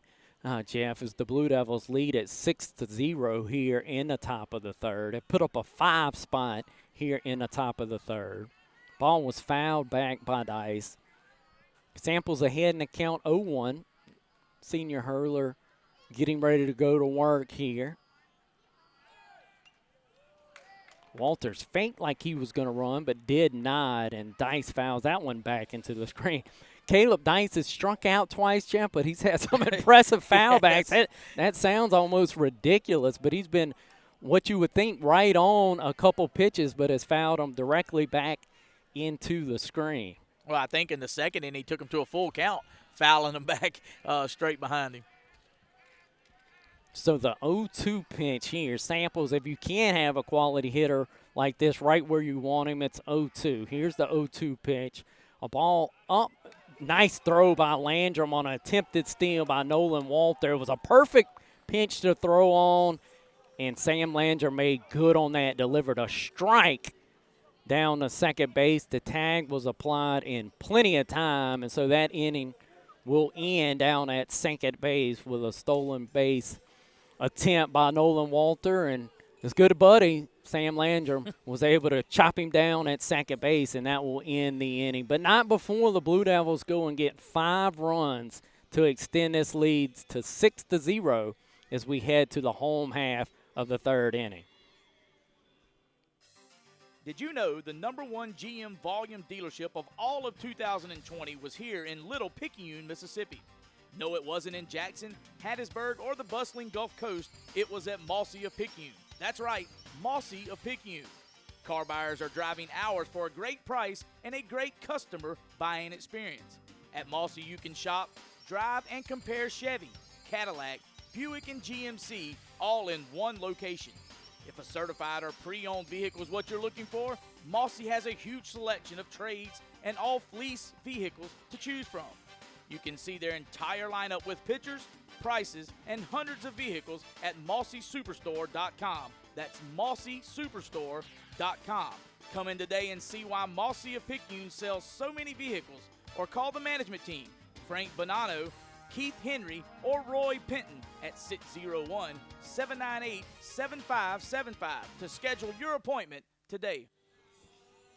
6-0, Pearl River Central leads it after 2.5 as we're getting ready for the home half of the 3rd inning, as the Picayune Maroon Tide will send the top of the lineup to the plate. Austin Samples, Dawson Underwood, and Kyler King due to bat here. For the Maroon Tide, Mr. Austin Samples, the senior shortstop to start the ball game, now on the bump for the Maroon Tide, will try to help himself. Tide have threatened a couple times here in the ball game, but yet to make a mark against Robinson, who has 2, 4, 6, 7 strikeouts through 2 innings. Yep, had 4 strikeouts in the first inning. It's kind of hard to do, Jeff, but he was able to accomplish that and do to a ball that got away from the catcher. He starts Samples off with a strike. 2 good athletes right here getting after it, the junior Robinson and the senior Samples at the plate. Samples going to take one low and away. 1-1 now the count. Robinson, such a good-looking right-handed pitcher here for the Blue Devils. And, of course, the numbers on the year speak to that. Strike that catches the outer half. Going to run it up there quickly. Has 2 good off-speed pitches, and that in this level of baseball to have 3 really good pitches in high school baseball is a handful. And here a nasty breaking pitch. Not even fair. Going to strike out Samples. Can't really blame Samples there. He saw some filthiness from Robinson during that at-bat. Yep, and it was catcher knew right off the bat it was a strike, too, because he was out the stretch trying to throw it around the horn down here to third base. No doubt about it. That's 8 strikeouts tonight for Robinson. Up to that now is Dawson Underwood, the right-handed hitter for the Tide. Will show bunt and will get it down. That's a take one hop over to the glove of Robinson. He's going to toss it over to Stockstill at first base, and that will do it for Underwood. Not a bad idea, though, from your 2-spot hitter. Yeah, and as you mentioned it, 8 strikeouts, but he's only thrown 38 pitches so far in this game, too. That's what I've got him at anyways. I might have missed 1 or 2, but 38 pitches, but 8 strikeouts. He's willing and dealing tonight. Oh, there's no doubt about it, Jeff. A low pitch count with that high strikeout total. Very impressive. Kyler King, who had a well-struck ball his first plate attempt, going to actually duck under a curveball that was nearly a strike. Robinson said, well, this is what you're going to get for hitting that fastball the first plate appearance. That was a nasty pitch. It stayed in to King, so it was a ball. Kyler King ahead in the count 1-0. Here's Robinson 1-0 pitch. It's away, so Kyler King now ahead 2-0. And what a good job he did his first time through. Oh, yeah. Had a real nice, clean base hit out to center field. King, a guy that started at second base, has shifted over to shortstop due to the pitching change. And here going to look at a fastball strike. That's not a bad 2-0 take right there when you're just trying to get base runners down. 6-0 are the Maroon Tide here in the bottom of the third. And, you know, being behind in the count, Robinson, too, he's going to deal on that one to guarantee a strike. 2-1 pitch here from Robinson, and Kyler King was trying to hit one out on Airport Road and just came up empty, missed every stitch of it, but that was a pretty healthy cut there from Kyler King. 2-2 now the count, 2 outs in the inning. Kyler King, the 3-spot hitter here for the Tide, just a freshman. 2-2 pitch, going to do a good job putting it in play out to shortstop. Dickens handles it about as clean as you can, gets it out of there quickly, and a strike over to first base will beat the speedy Kyler King. So that will do it for the Maroon Tide. 1 strikeout in the inning. You had a bunt back to the pitcher and a ground out to the shortstop. That will do it for the Maroon Tide. We will go to the top half of the fourth with Pearl River Central leading it over Picayune 6-0. Hi, I'm Sawyer. Are you tired of shopping for the best insurance for the Rose Premium? Talk to my dad and let him do the shopping for you. Call Ray Hart at A+ Insurances right here in Picayune for home, auto, business, or life for all your insurance needs. Call 601-798-8032. A+ Insurances, the right coverage for the right price.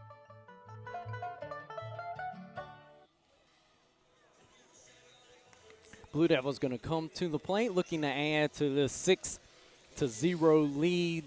Jeff, and you know, the Blue Devils, we knew they would be impressive. The record told us that they would be. They're 18-2 on the year, 4-0 in district play.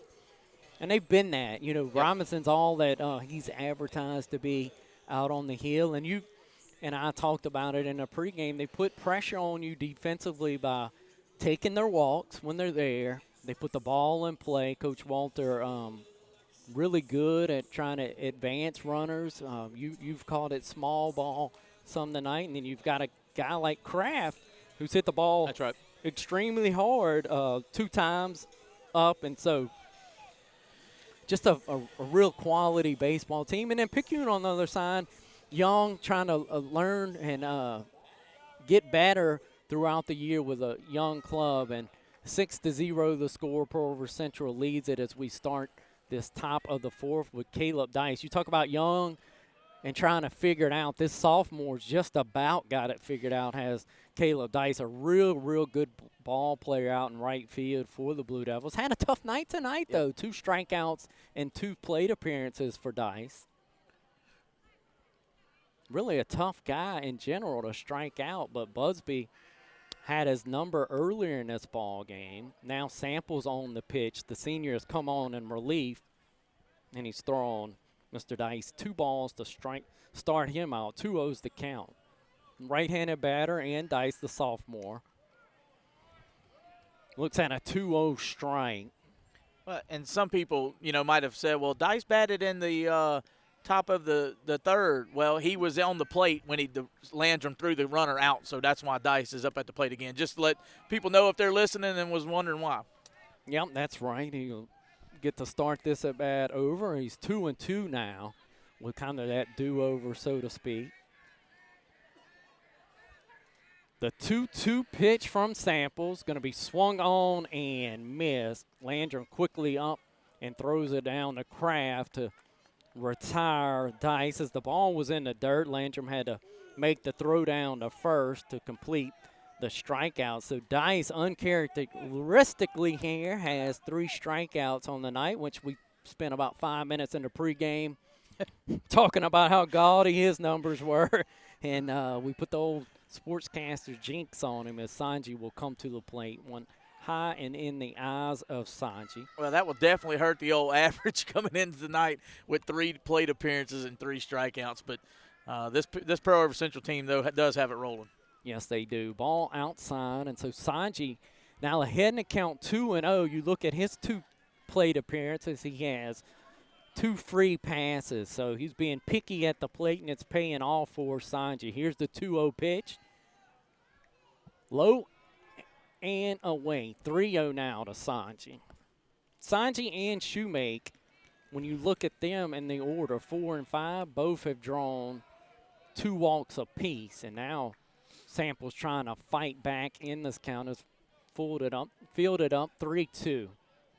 1 out in the inning. We're in the top half of the 4th, and this is a hard-hit baseball in the gap between center and right field. Dudenheffer going to have to turn and chase it. Look at the speed from second to third. Thought it was going to be a double off the bat, but the speed of Sanji says, nope, I'm going for 3, and his dive into third base safely is going to be a triple. Well, and there again, the advantage of Sanji rounding first, the ball's in front of him. He can see it coming. When he hits second, he knows the guy's just now picking up the ball. Of course, then he picks up his head coach, Neil Walter. But what speed by Sanji right there to get that triple. Yeah, beautiful piece of hitting, and then just as fun to watch Sanji really stretch his legs. I said it, I believe, a week ago. One of my favorite plays in baseball, the triple. See that speed, see the defense trying to react. Here Caden Shoemake climbs into the right side of the box. He's quickly 1-1 here to the count as Samples wastes no time getting a peel and going to work. The 1-1 pitch with a runner over at third is going to be in tight to Shoemake. Shoemake's walked twice already tonight, the senior catcher. Trying to advance that runner and score again as a 6-0. Pearl River Central leads it over the Tide. A nice backhand stop here by Landrum on a ball away. And Lowe saved the run there. 6-0, Pearl River Central leads it. We're in the top of the 4th inning. Shoemake looking to do more damage here. He's got Sanji over at third, and this is going to be a long fly ball. It's going to be plenty enough to tag up. Davis, the center fielder, ranges over about 5 steps to his left. Will secure the catch, but a good job by Shoemake. A sacrifice fly that will allow Sanji to tag from third and score. Really lifted it nicely there, Jeff, and a beautiful sac fly out to center field. Get the score out to 7-0 for Pearl River Central. Yep, did his job, put the ball in play. Deep fly ball was able to allow Sanji to tag up. 2 outs in the inning now as Jacob Stockstill, the right-handed junior first baseman, climbs in, and Sample's going to greet him with a fastball away. A little check of the swing there from Stockstill, but he didn't go. So 1-0 the count. Stockstill, certainly a good-looking kid in that right-hander's batter's box. Sample's going to blow a pitch by him here. Senior and Samples. Love to watch him pitch. He gets it, and then he's ready to go to work. Most of the time, he's just waiting on the umpire or the batter. Here the pitch going to be fouled back. 1-2 the count, and fouled back here by Jacob Stockstill. Jacob on the night has grounded out and walked in his 2 plate appearances.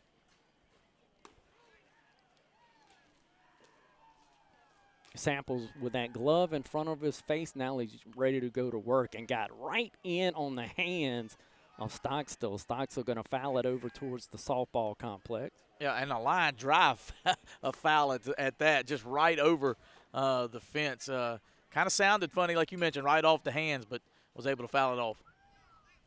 1-2 count here from Samples to Stockstill, and froze Stockstill. That's one of Samples' better pitches right there to get Stockstill to look at a third strike, and that will do it, but not before the Blue Devils add to their lead. Pearl River Central leads at 7-0 as we go to the bottom half of the 4th inning.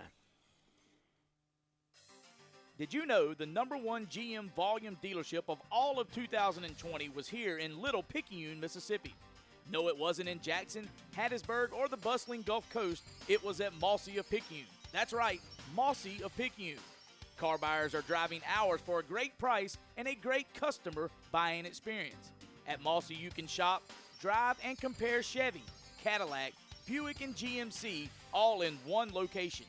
If a certified or pre-owned vehicle is what you're looking for, Mossy has a huge selection of trades and all fleece vehicles to choose from. You can see their entire lineup with pictures, prices, and hundreds of vehicles at MossySuperstore.com. That's MossySuperstore.com. Come in today and see why Mossy of Picayune sells so many vehicles, or call the management team, Frank Bonanno, Keith Henry, or Roy Penton at 601-798-7575 to schedule your appointment today. Pearl River Central leads at 7-0 as we head now to the home half of the 4th inning. Picayune's got work to do, Jeff, but got a little time to do it if you can get it started. But this customer out on the bump for the Blue Devils probably going to be a tough guy to go get 7 against, in all honesty. He's just been good tonight. He's been good all season long. Coming into tonight, he was 5-0 with an ERA of less than 1. And so Justin Robinson, the right-hander who we're talking about, will deliver to Carson Conner. It's going to stay high and tight. Conner on the night is at 1 plate appearance and struck out in that plate appearance back in the 1st inning. That's the inning that Robinson was able to strike out 4. Oh, here he's going to put it right between the 1 and the 4 on Carson Conner's back. And, Jeff, that's going to be sore tomorrow and potentially a few days even after that. I'm sore right now because he was coming off the mound with a fastball was Robertson and put it right between the 1 and the 4. And that hurt me, and I'm over here by the third base foul line. Yep, if you're going to get hit, I guess in the bank's as good a place as any, but goodness gracious, kind of took my breath away watching that. And you can see Conner over there kind of stretching out, trying to get any wind that's left in him. Mercy. We've talked about it. Robinson generally camps out in the lower 90s with beautiful off-speed stuff, and that wasn't off-speed variety that found the back of Carson Conner there. So the cleanup batter going to be over at first base, the 5-spot hitter, the left fielder, Mitch Harper. His 2nd plate appearance of the evening, he struck out back in the 1st inning. PRC leads at 7-0 here at Picayune. Harper trying to lay down a bunt and bunted through the pitch.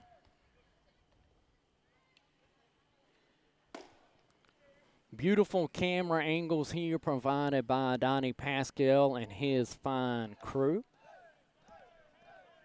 Yep, and just to make mention, Whitfield Reynolds supplying the man lift out there at center field, giving us that center field shot. Harper at the plate for the tie. It'll be a throw back behind the runner after the pitch. Going to chase Carson Connor back to first base. A nice play made there by Shoemake behind the plate. 1-1 now the count. No outs in the inning. Just as many angles as you can possibly imagine for a high school baseball game on a beautiful night here in Picayune at Kent Kirkland Field. As Harper takes a ball away, 2-1 now the count. No outs in the inning. Carson Connor still probably trying to catch his breath. He's over at first base after being hit by a fastball from Justin Robinson. Now Robinson, the pitch to Harper, is going to be lifted out of play. The foul gets the count to 2-2. Tide just trying to crawl back into this one. Blue Devils lead it 7-0. Robinson, we've described, and I can't overstate it, just a very, very tough customer. Probably one of the better pitchers in the state. And on the junior level, for being a junior, probably one of the better state pitchers in this region of the country, honestly. There, Harper did a good job laying off a pitch. Now the full count. Harper putting together a quality at bat here. Full count. Robinson checks the runner and Carson Connor over at first. And in doing that, Harper said, "You're taking too long," so he'll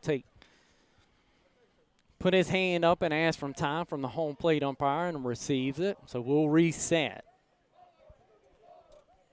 Mitch Harper, the left fielder, senior for the Tide, has climbed back in. He's ready. Robinson out on the bump. He's ready. Here's the pitch.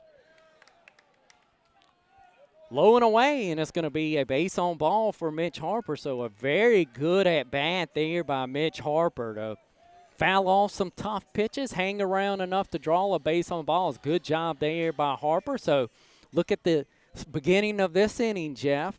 A hit by a pitch and a base on balls, and the Tide, you're looking for base runners, and here Robinson's provided two. Yeah, and then, Coach Neil Walter's going to have a meeting at the mound just to try to calm his pitcher down a little bit. And I say calm because he's really been dealing tonight. If you look back at the innings, bottom of the first, Picayune comes up and it's 2 outs automatically. Bottom of the second, 2 outs automatically.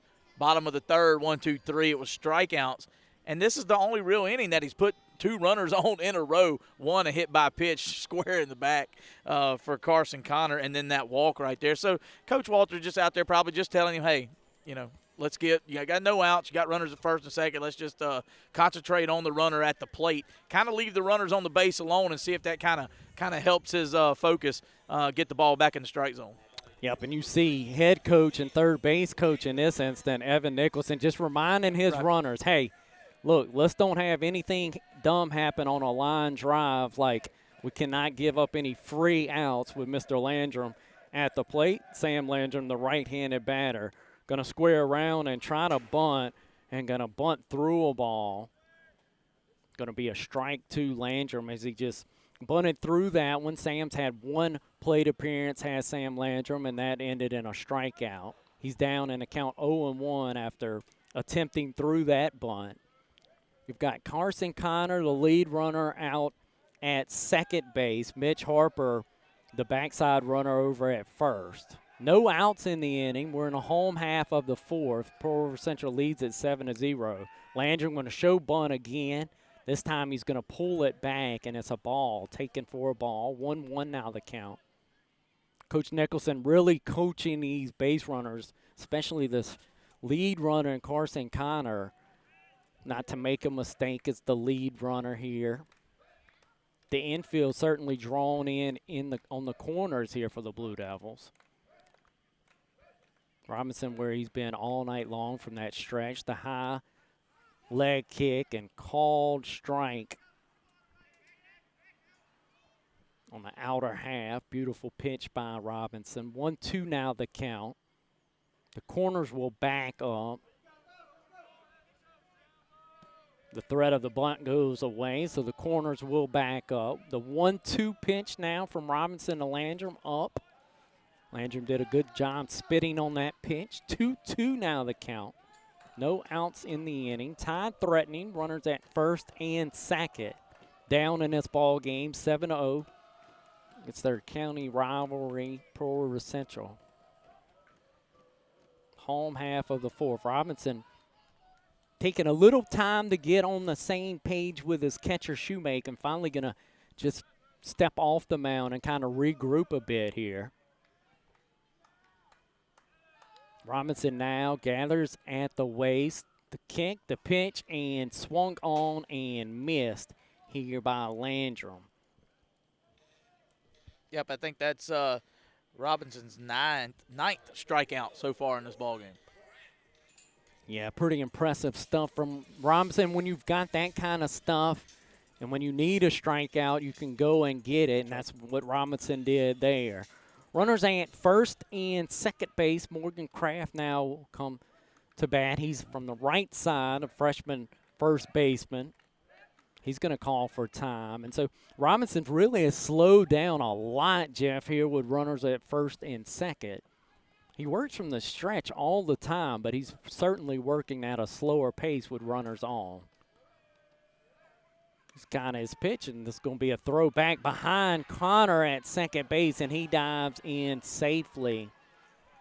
Shoemake came up firing and trying to backpick the runner at second base and Carson Connor, and almost had him. Jeff was able to dive in just under a tag. And we described Coach Nicholson really coaching him hard at second about that lead and about that throw, and we almost saw it come to fruition as the count, that was a ball, so the count 1-0 to Morgan Kraft.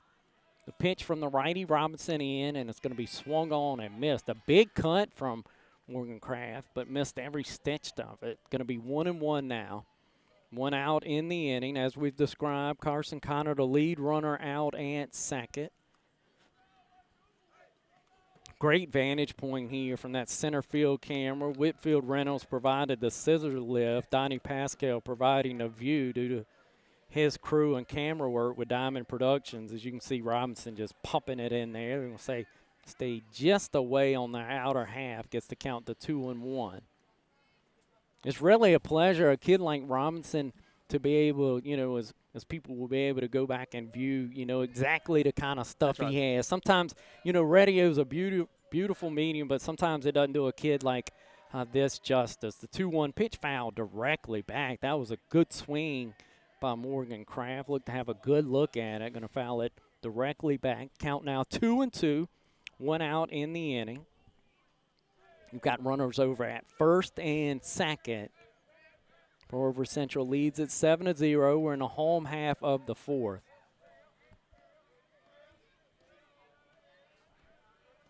Kraft awaits the pitch from Robinson. The right-handed Robinson deals away, and Shoemake, that ball was away, Jeff, and low, and he did a very good job backhanding a tough pitch to not allow these base runners to advance. Yep, could have very easily went to the backstop, and then, of course, everybody moves up a base in that instance. Good job by Shoemake.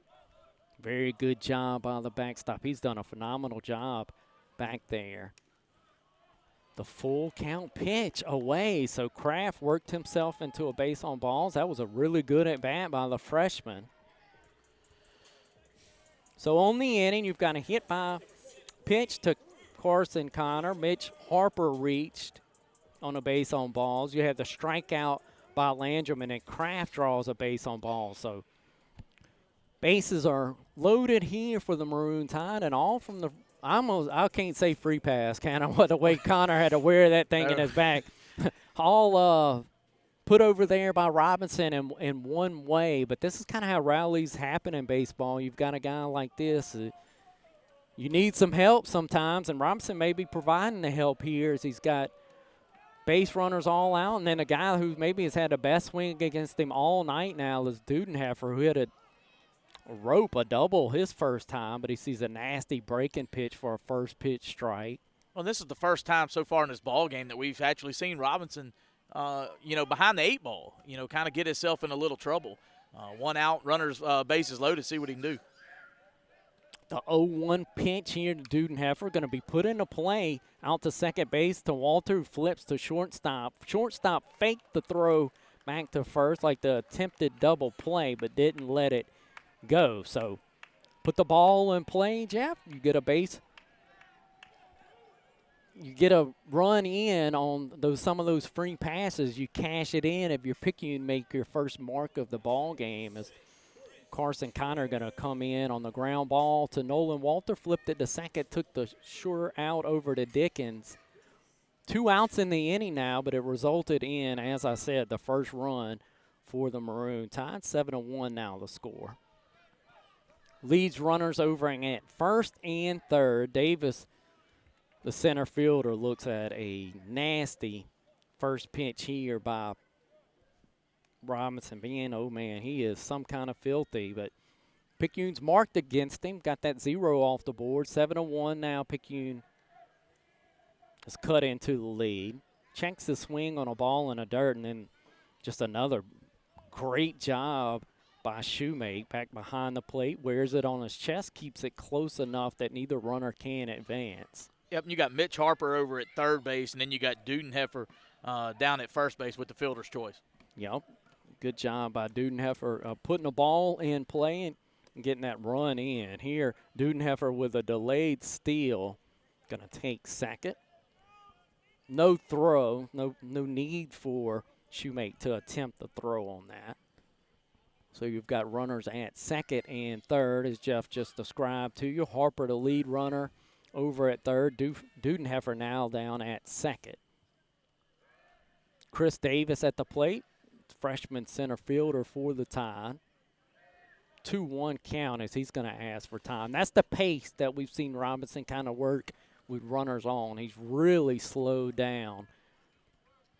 And you can see, as you go back and view this, that when you do, that backhand for the Tide come off the bat and ask for time.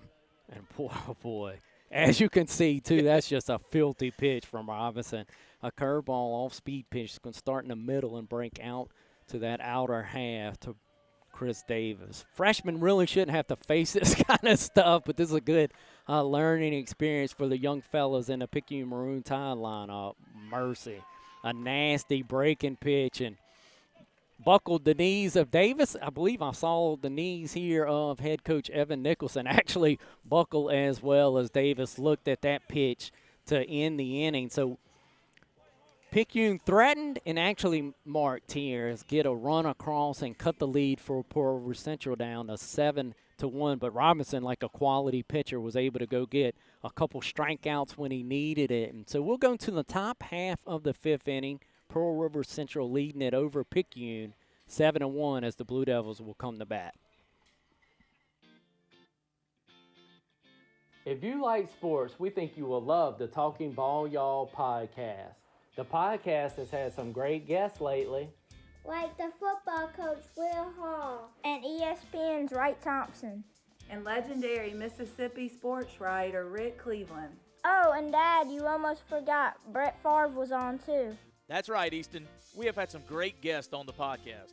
This is Jeff Lossett, co-founder and producer of the Talking Ball Y'all podcast. You can get the podcast on iTunes, TuneIn, SoundCloud, Stitcher, or wherever you get your podcast. Once again, thanks for all the support, and thanks for listening. Top of the fifth inning, Pearl River Central leads at 7-1. They'll come to bat looking to add to that total. Jeff, I've got Brunson, Dickens, and Brunson. Cameron Brunson, Jared Dickens, and Hunter Brunson coming to the plate for the Blue Devils as they will be facing senior Austin Samples. Samples came on in relief. He's done that a lot this year, has Samples has ended up throwing a lot of innings in that role for the Picayune Maroon Tide. As we just mentioned, this is Cameron Brunson, the senior center fielder. The first pitch he sees, he's going to fly out to his counterpart out there in center field, to Chris Davis. So one pitch, one out, and that's really what you want for the Maroon Tide. You score, you want to get right back into that dugout, as Brunson going to lift the fly out right out to Chris Davis. And they need a quick inning to get off the field and try to get back in the batter's box. Got that one run there in the bottom of the fourth, but they need to get off the field as far as defense and try to get the bats on the ball. Dickens, who has had a ground out, Jeff, and then also a RBI single in the ball game, the junior shortstop, who made a really nice play earlier, but almost made it look routine. He was so smooth out there on a ground ball to Dickens. Showed really, really good footwork out there at shortstop. Here we'll look at a ball and a strike. It's 1-1, one the count, one out in the inning. Samples with the pitch. It's going to be, I thought, low and away, but the umpire disagreed with me, and so Picayune will certainly take it. The blue tinted glasses maybe didn't seeing it just that way, but either way, it's 1-2 now the count. Going to be chopped in the direction of the third baseman, Underwood. Underwood going to have to do kind of a pop-up slide to get the baseball. And as I said, he pops up, slings it over to first base just in time to beat a pretty speedy runner in Dickens. And credit Morgan Kraft, got really stretched out and made a good play over there at first, too. But that was an excellent play by Underwood over here at third base. Yep, just how the third baseman should play it. He cuts off in front of the shortstops to get the ball popped up. Good catch, good throw. Very good job there by Underwood, the junior third baseman. 0-1 now, quickly to count to Hunter Brunson. Fouled off. Right-handed batter in Brunson. Samples wastes little to no time and pumps in a second strike here. 0-2 now the count. Samples that mullet flowing from the back of his cap. The senior will deliver, and another chopper over to Underwood. Underwood will secure this, throw a strike over to Kraft, and a great inning there by Samples, as Underwood made two good plays behind him, and then you mix in the one pitch fly out to Brunson, and that was a very good inning by Samples. Retires the Blue Devils in order, so we'll go to the home half of the fifth inning with the Blue Devils from Pearl River Central leading at 7-1 over the Picayune Maroon Tide.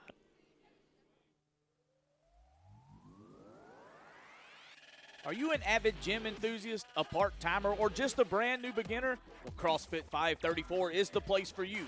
CrossFit 534 is an encouraging group training facility located at 104 West Magnolia Street in downtown Poplarville. Their mission is to create a stronger version, both physically and mentally, of you when life outside the gym demands it. They have coach-led classes to accommodate all schedules from 6 a.m. to 6 p.m. Once again, that's CrossFit 534 in downtown Poplarville. Check them out on Facebook at CrossFit 534. 7-1, Pearl River Central leads it over Picayune, and when you look at it, Jeff, that's what you want, right? You able to mark, and then your defense, your pitching gets you right back to the stick. So we'll see how that plays out, but a really good job there by Samples and by Underwood. Underwood made two very good plays at third base to really help his pitcher. So all in all, a good top half of the inning for Picayune. You'll see how Robinson responds too. Got the first mark of the game against him, but he's been pretty good here for the Blue Devils most of the evening. Well, Austin Samples there in the top half of the fifth inning, 1-2-3, dealt them right there. Had good defense behind him, but now he gets the lead off here, the bottom of the fifth. Does Samples to try to help himself. Yeah, and let's see how that plays out. We really enjoyed getting to see Austin Samples both on the baseball diamond and in our football coverage for Poplarville, getting a chance to see him tote the rock for the Maroon Tide. Just such a competitive guy on both accounts. Going to go on and play baseball on a community college level here when he leaves Picayune. He's going to look at a first pitch ball from Robinson. So here's the 1-0 count.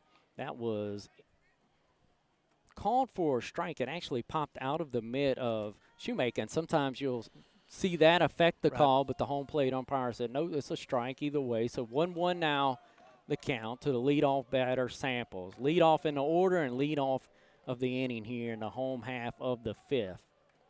The 1-1 pitch taken in tight. Stay tight to Samples. So now the count 2-1. Pearl River Central leads it 7-1 over Picayune. We're in the home half of the 5th.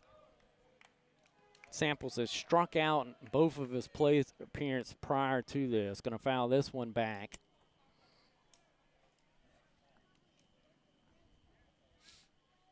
Two now the count. We mentioned Robinson. He's 5-0 on the year. He's got 2 complete games, so going deep in ball games is nothing that he's a stranger to. We'll see how long he stays tonight. Jeff, you had him at a relatively low pitch count earlier in the ball game. The 2-2 pitch from Robinson going to be looked at by Samples, and Samples almost kind of held on and to see what the umpire would assign his fate was. He's going to say it stayed away. So 3-2 now the count. I've got him at 74 pitches right now with 10 strikeouts. Yeah, pretty impressive stuff, and probably well under his number for the night. The 3-2 pitch going to be lifted out towards shortstop, and Dickens will camp under it and make the catch.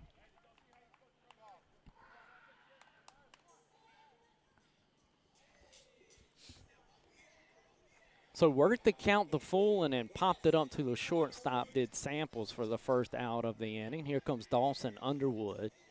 Underwood on the night has had a strikeout, and then they bunted it back to Robinson, his last plate appearance. Has made some tremendous plays in the field, has Dawson Underwood, the junior third baseman. Wow, Robinson ran that one up there pretty quickly here, Jeff, to be in the bottom half of the 5th. Check swing from Underwood. They check on it down at first, and they're going to say he went. I thought he went all along the way he checked it, but first baseman umpire said he went. The 0-1 deal from Robinson and a curveball that was nasty. That is about as good 2-pitch combination as we've seen from Robinson. Really displayed the velocity there, and then you can see from the Diamond Productions vantage point just how much break that pitch had on it. So now Underwood down in the count 0-2. The 0-2 pitch from Robinson going to be tapped back foul. 1 out in the inning. Blue Devils lead at 7-1. We're in the bottom of the 5th. Once again, we thank Whitfield Reynolds for the scissor lift, giving us that center field vantage point. Diamond Productions for the video production tonight. Just the epitome of staying alive there, Jeff. Threw the bat out of it, fouled it off, but tip your hat to Underwood. A lot of guys just turn around and walk off and take their strikeout on a pitch like that, but did all he could to stay at the batter's box as he fouls it into the Blue Devil dugout. The 0-2 pitch here from Robinson. Going to be fouled off once again. A much better swing there from Underwood. Picayune just looking for base runners, trailing this one 7-1. The Blue Devils trying to run their record out to 5-0 in district play. They're 18-2 on the year. Robinson undefeated on the year. He's 5-0. That's the tough customer out on the mound for the Blue Devils. The 0-2 pitch low. Good take there by Underwood. Fouled off a couple tough pitches and then spit on that one. That's 3 good jobs in a row there from Underwood. It's tough once you get down 0-2 to do what he's done there with fouling those 2 off and then not striking out on that last. And then look at this plate appearance. Going to have a base hit out in the right field. After what I just described, Jeff, and then to turn it into a base hit out in the right field, That was a really good approach and a good plate appearance there from Underwood. Yep, you described the one foul ball, just kind of throwing his bat out there. You know, anybody else would have probably just looked it off, as you mentioned, turned around and walked to the dugout. But then he fouled off 3 more after that. And with each foul ball, that just gave him another chance at Robinson. And there, right there, was a base hit. Yep, good job there by Underwood. And that shows why he's leading the team in batting average. Just did enough to stay alive. Finally had a pitch that he could do something with and didn't miss with it. Got the base hit. Kyler King, the freshman, quickly fouls one away to go in a whole 0-1. 1 out in the inning. You've got Underwood, who we've described with a great at-bat over at first base. Picayune needs many more of those type of at-bats and base runners. Down 7-1 to the Pearl River Central Blue Devils. Going to check on Underwood with a quick throw over. Robinson chunks it over to first baseman Jacob Stockstill. Yep, Kyler King had a single in the first inning and then a 6-3 ground out there in the third. Good crowd here tonight, as you can see from that center field cam back behind. And then there's plenty of patrons spread all over the place here at Kent Kirkland Field. 1-1 the count to Kyler King, who had, as you said, a very good plate appearance his first time through with a hard hit single. Base runner moving, and Underwood, he'll stand up as the ball pops out of the mitt of Shoemake. 2-1 now the count, as that ball was ruled to be in tight to Kyler King. Yeah, and King singled there in the first, hard hit single, but he was running, and they kind of kicked it around right out there in right field, center field, and that allowed him to go to second on that little error out there in center field. Yeah, that was a good job by King. Let's see what the freshman can do here. He bats in the third spot of this order. He started at second base, has since shifted over to shortstop with Samples coming on to pitch. A delay here as King actually, I think, was trying to dry his hands off. That's what you can see there. A little moisture, some dew here. There's enough humidity to make our papers begin to curl a little bit. The 2-1 offering here from Robinson stays up high. As you can see, Kyler King kind of duck underneath that pitch. 3-1 now the count. Underwood with a pretty healthy lead over at second base, but he's just making sure he doesn't get caught in anything silly out on the base pass, needing 6 runs to get even. Kyler King had that one come right in his kitchen, high and tight. That's an easy take. Take his base on balls, will Kyler King. Kyler King, for a freshman, has looked good in all 3 plate appearances tonight, Jeff, against a very tough customer in Justin Robinson. I've been impressed with King. You can see the growth from when we seen Kyler King earlier in the year, really putting together much better at bats here tonight, in my opinion. Well, let's see what Picayune can do here with 1 out, too, because just there in the bottom of the 4th, they got that run across the board, but they had pressure on Robertson with runners getting on base. Got 1 out, had to fly out, by Austin Samples, but then, you got 2 runners on now, right here, had a single and then a base on ball. So let's see what the Tide can do. Try to get in the head of Robinson. Robinson a little bit behind the 8 ball. Carson Connor at the plate, to clean up batter for the Tide.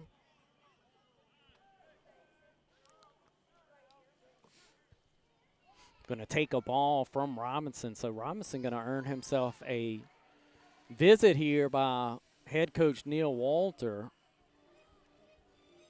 Walter and the complete infield going to come in and kind of meet here. You've got runners over at first and second. Connor at the plate. 1-0's the count, 1 out.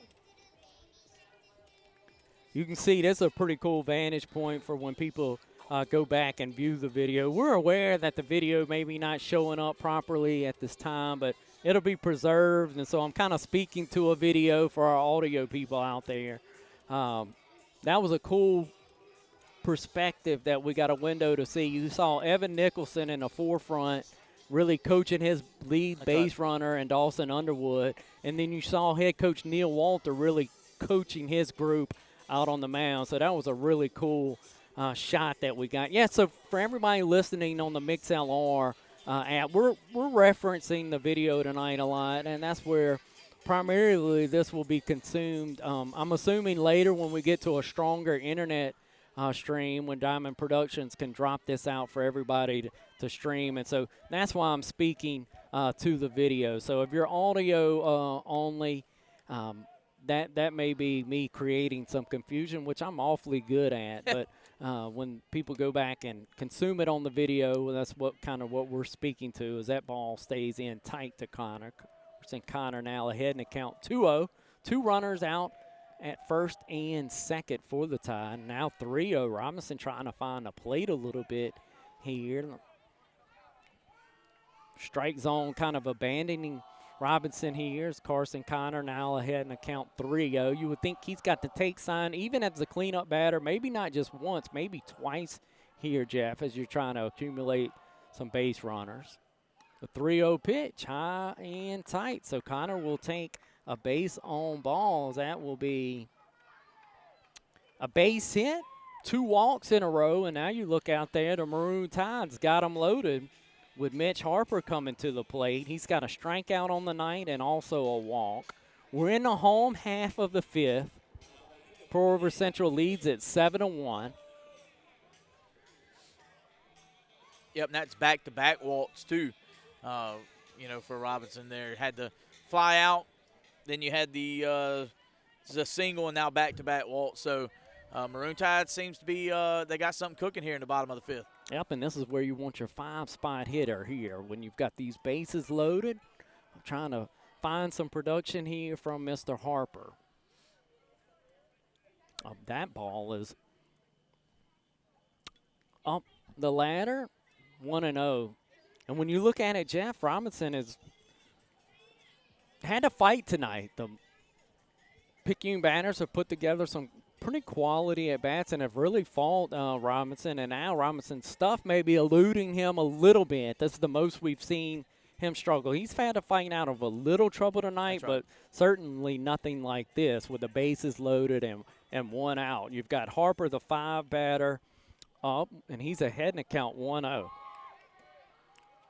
Third baseman's going to play in on the grass. Jacob Stockstill over at first is going to play deep. The ball gets away from Shoemate. Picayune going to send the runner, and he is called out at the plate. Going to be called out at the plate will be Dawson Underwood. Shoemate did a good job. The ball really didn't squirt that far over to his right. Got to it quickly, threw it over to Robinson. Robinson applies the tag.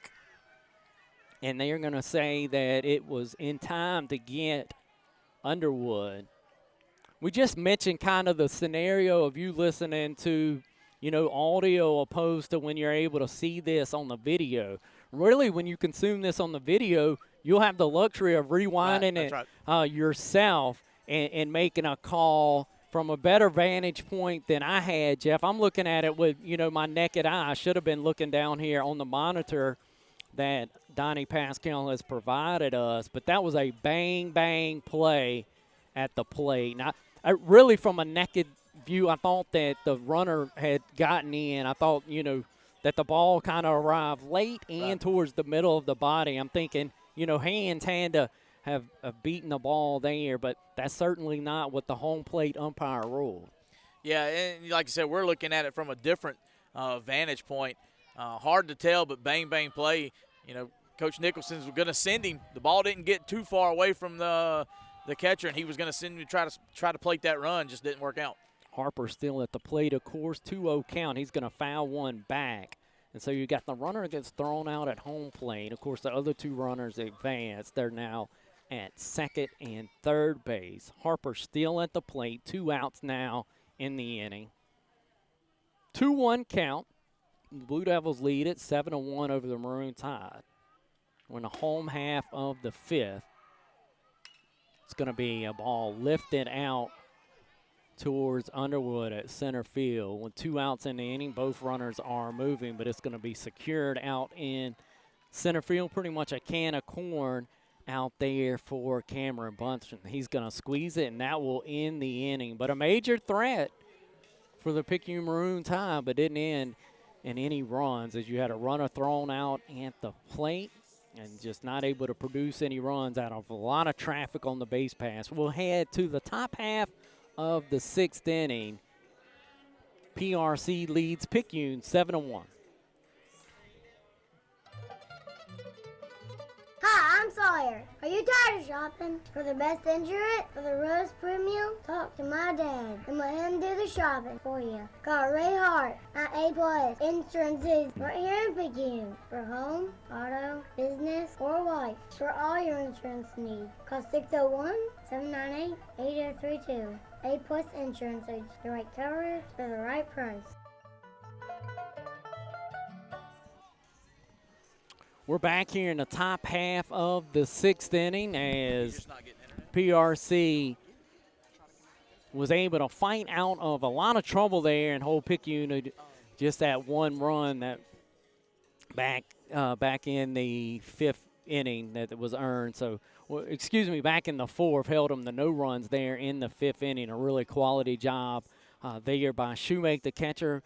Crouch getting out of his crouch, getting in a time for Robinson to put pressure on the home plate umpire. I'm not sure if exactly the right call was made, but the home plate umpire called the runner out at home, really changed the complexion of that inning. Now, Pearl River Central will come to the plate looking to add to the 7-1 lead. And Robinson has been really tough out on the mound. We knew he would be that for the Pearl River Central Blue Devils. Although Picayune has put together some tough at-bats and gotten him into some jams, he's been able to work out of it, only allow that one run. The leadoff batter now in this lineup, and, of course, the leadoff batter for this inning will be Brock Kraft. He's been awfully good tonight for the Blue Devils, has 2 doubles and a hit by the pitch. He's been on base all 3 plate appearances. A new pitcher for Picayune as him and Sam Landrum will have to get on the same page here. Let's see who the new pitcher is for the Tide.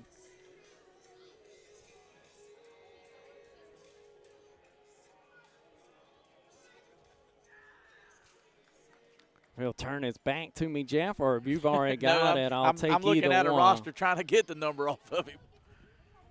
And now Donnie's going to provide us with that center field cam, and we will get a bouncer, of course, right back to the pitcher. One hopper is going to toss it over to Kraft in time to cut down Robinson, and that is 31, Zach Jones, the senior pitcher for the Maroon Tide. Samples will go back to shortstop. Kyler King will move back to a second base position. One pitch, one out there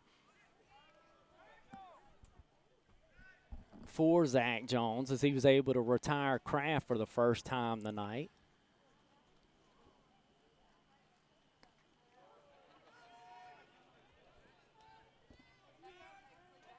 Swung on and missed there by Nolan Walter. 0-1 now the count, 1 out in the inning. We're in the top half of the 6th. Zach Jones in the pitch, and this is going to be popped up to Kraft. Kraft going to handle it quickly. So Jones, 2 batters and two success stories so far for Zach Jones, the senior pitcher. Got a tapper back to him, and then a soft pop-up over to Morgan Kraft, handled easily. Now Caleb Dice, the talented right-hander who's had a tough night tonight, will come to the plate for the Blue Devils. Has struck out in his 3 plate appearances. You would have told me that, Jeff, I would not have believed it. Nothing against his Picayune staff. He's just been that hot coming in that in his 3 plate appearances he would have 3 strikeouts. Yeah, I wouldn't have believed it either. But the right-hander here going to get right and going to hit a line drive out to Chris Davis. Davis got there in time and was going to flag it down, I thought, and had it hit his glove and then pop out. And so he made, it was a well-struck ball, but Davis was there in plenty of time. Maybe slipped a touch, but still got his glove on the baseball, just unable to catch it. Yeah, kind of a strange play, too. I mean, even watching it like we are right there towards center field, slipped, ball popped down, as you mentioned. I'd have to give that an error right there because he was all there ready to catch it.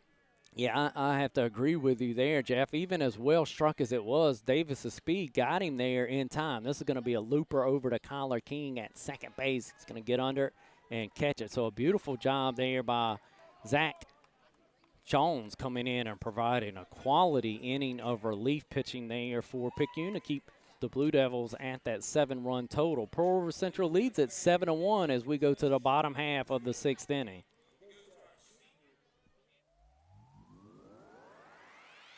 Are you an avid gym enthusiast, a part-timer, or just a brand new beginner? Well, CrossFit 534 is the place for you. CrossFit 534 is an encouraging group training facility located at 104 West Magnolia Street in downtown Poplarville. Their mission is to create a stronger version, both physically and mentally, of you when life outside the gym demands it.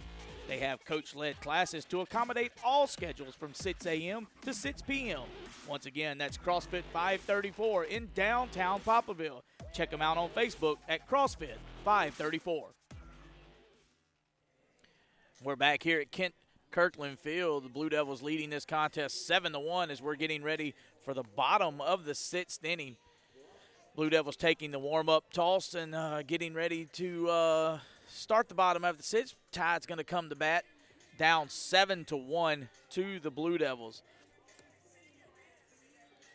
Robinson's, actually it's a new pitcher for the Blue Devils. Let me get a roster here and try to get that. I think it's going to be Brunson pitching, coming in to pitch for the Blue Devils. Number 21. I'll make sure of that in just a minute. Trying to look at some rosters here. But anyway, we've got a pitching change on the mound for the Blue Devils. Warm-up tosses is done and complete. And we're about to get this bottom half of the 6th inning underway. Up for the Maroon Tide, it's going to be number 3, Sam Landrum. Sam has 2 plate appearances and both of them strikeouts. Looking to do something and try to get the Tide on the roll here in the bottom of the 6th.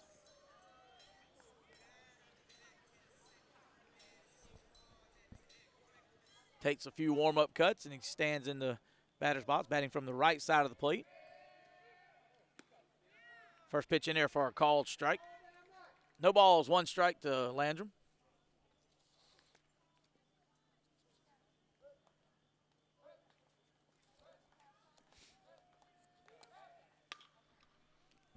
Hard hit ball down to third base. Third baseman picks it up, throws over to first, and gets the out. One batter faced, 1 out. Brings to the plate number 12, the first baseman, Morgan Kraft.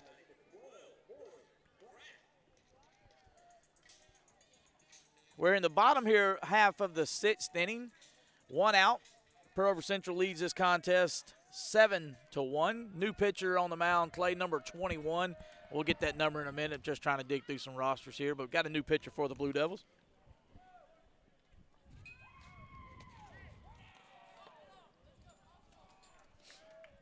Keep rolling, Jeff. I got you, man. You sounding Morgan, good, bro. Morgan Kraft in. Batter hard hit ball down the shortstop. Shortstop over, throws him out at first to retire Morgan Kraft. That's 2 outs for the Maroon Tide. And that'll bring up Cruz Dudenheffer, the right fielder for the Tide.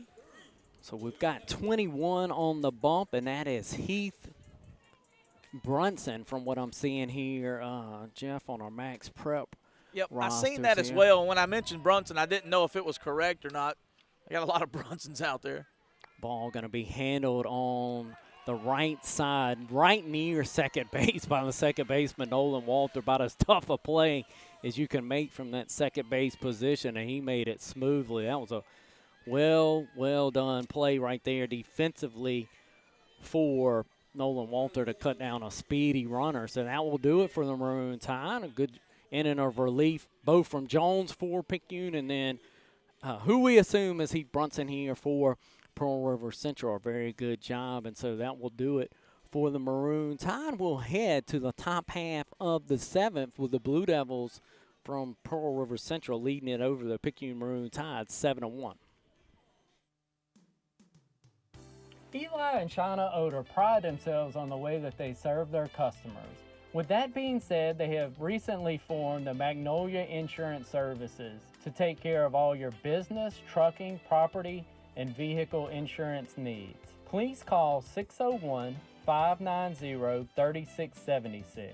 That number again is 601-590-3676 for any of your insurance needs here in Pearl River County. 7-1, the Blue Devils from Pearl River Central lead it over the homestanding Picayune Maroon Tide as we are here at Kent Kirkland Field. Picayune, Jeff, just got to try to keep it at this 6-run margin. Blue Devils have had plenty of opportunities to kind of really stretch it to more than that. But here we are, 7-1. The Blue Devils lead it over Picayune. Mr. Jones did a good job in his last inning of work. Only faced 4 batters and, of course, got the 3 outs. So Jones did a good job there. This has been a kind of a funky game as Robinson's had some chances to get himself in some real bind. And, of course, with this stuff has worked out of it. And I'm not sure that we've seen Justin Robinson with his, A-plus stuff. But if this isn't it, he's got just some tremendous talent out there from that right-handed side of the mound. He is a real good pitcher here for Pearl River Central as the ball is going to loop over the head of the batter here for the Blue Devils. That's Caden Shoemake, who's done a fabulous job as the catcher. He's got a sac fly and he's got 2 walks on the night, but he's been really good as the backstop for the Blue Devils. Hare is going to hit Shoemake maybe on the – nope. I think they're going to say it caught the knob of the bat. Yep, and the center field camera once again has got a beautiful view of that one.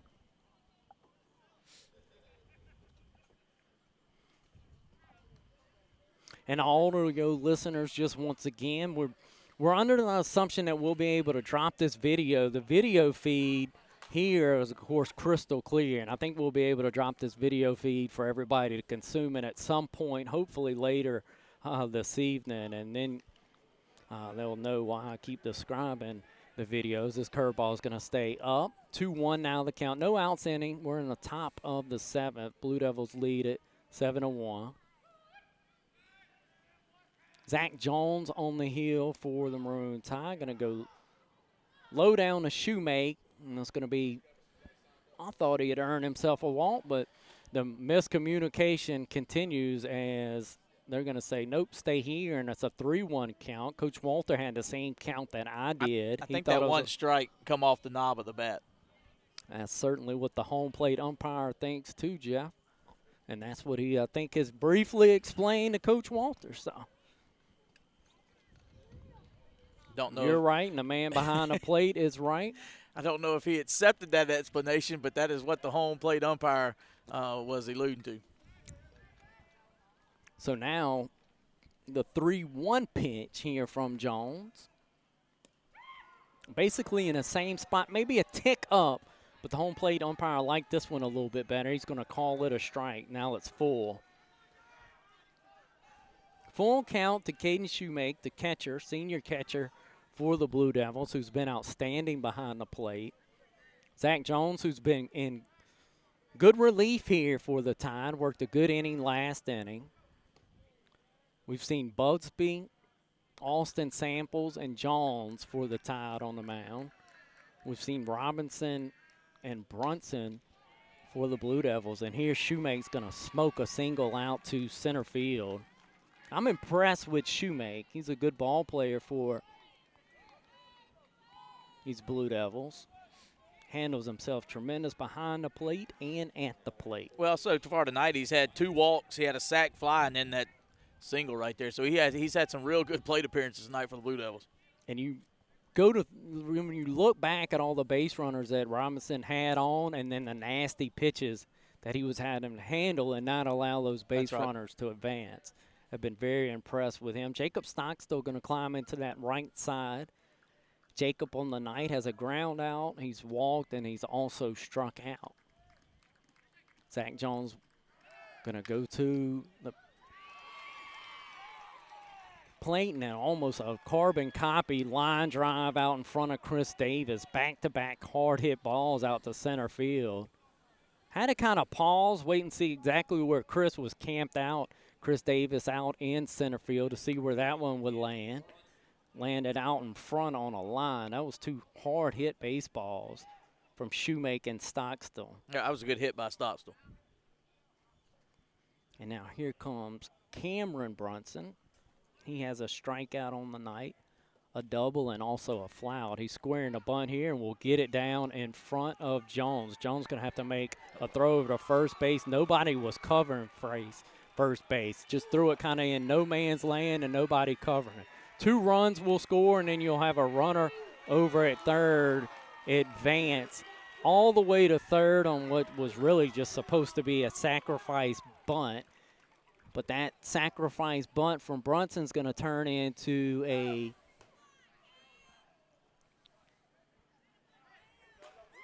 an error that's going to result in him over at third base. He squared, laid it down in front. Zach Jones threw it in no man's land, nobody covering first base. It bounced off the fence and then rolled what seemed like forever if you're a Picayune fan. 2 runners scored. Brunson moves all the way around to third base. That's where he's camped out now. Going to be another bunt, this one right in front of Landrum. Landrum gets the baseball, gets back, and tags the runner coming in, attempting to score, and Brunson, a beautiful play from Landrum. Really had to spring forward, Jeff, get to the baseball, and then get back to home plate, and was able to do all that in time to get Brunson, a speedy runner. Brunson did a good job, really never checked up. He was coming full speed and made the play tough on Landrum, but Landrum was up to the task for the first out of the inning. John's going to wheel back around and check on the runner. Of course, the runner was over at first after the bunt. You know, and you mentioned that about Brunson running. There was no hesitation. I mean, it was bunt down, and he was full speed toward the plate.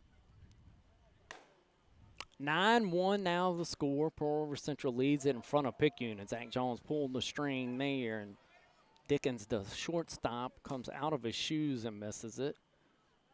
Coach Walters just trying to coach him on maybe doing something a little less with that swing there, as you saw Neal's body language after Dickens had come out of his shoes on that one. 0-1 the count, 1 out. Jones going to check on the runner. And Brunson at the plate. Dickens, the runner, over at first. So I gave Dickens credit for swinging out of his shoes twice, and that young man's over at first base, Jeff. Brunson's at the plate. 9-1, Pearl River Central leads it. We're in the top of the 7th, and that's Dickens going from first down to second. Really not a chance there for Landrum. All-speed pitch, and really not going to have a chance to throw that runner out. Yeah, the off speed is going to come into the plate a little slower, and the runner's already got a few steps getting down the line. So good pitch to still on. Yep. And Dickens has a pretty good lead now out there at second base. Brunson at the plate, going to spit on an outside pitch. Home fans back in the background there for Picayune. Wanted a called strike, but not there. The 9-spot hitter, Hunter Brunson here. He's popped out, he's walked, and he's grounded out. Ball in the dirt. Landrum does a good job blocking it up. Both of these catchers should sleep well tonight, Jeff. They both had to put their work in behind the plate tonight. Yep, I was thinking the same thing. Both of them really did their job tonight. Yep, you probably won't have to rock Donnie and his crew to sleep tonight either after running all these cords, getting all these cameras set up. They'll probably be a pretty worn-out crew themselves. As ball in the dirt, taken for a ball. Count is full now. 1 out in the inning. 9-1 the score. Pearl River Central leads it over Picayune. Runner out at second base, and Dickens has a pretty healthy lead. Brunson at the plate, going to hit a line drive out to center field. Seems like I've said that a couple times already this inning. Davis comes up throwing and going to airmail it to the backstop. So Dustin Coleman was the pinch runner out at second base. He will score for the Blue Devils to run it out to 10-1. A good piece of hitting once again here for Brunson. That's been three, Jeff, that you could probably really chalk up within 10 feet of each other. Three line drives out that have hit in front of Mr. Davis. There was nothing that Davis can do. They've been three hard-hit balls out his way, just landed in front of him. And the Blue Devils have put together some pretty good at-bats here against Jones, and that will draw a mound visit from J.D. Stockstill and a change here for the Picayune Maroon Tide. And a staff is the young man coming on in relief. We'll take a break. We'll get his numbers and particulars and come back after this 1 minute timeout. Pearl River Central leads it 10-1 over Picayune. Top of the seventh. Dr. Hermaine Amante, Highland Surgery and Urology Clinic. Every time I offer a patient an operation, my main concern is how can I make this patient better? How can I get them back to be able to enjoy their lives and do whatever they like to do? If you assume that every patient, this is their final goal, then you always have their best interest on your mind. Highland Community Hospital and Pearl River County Hospital. Here when you need us most.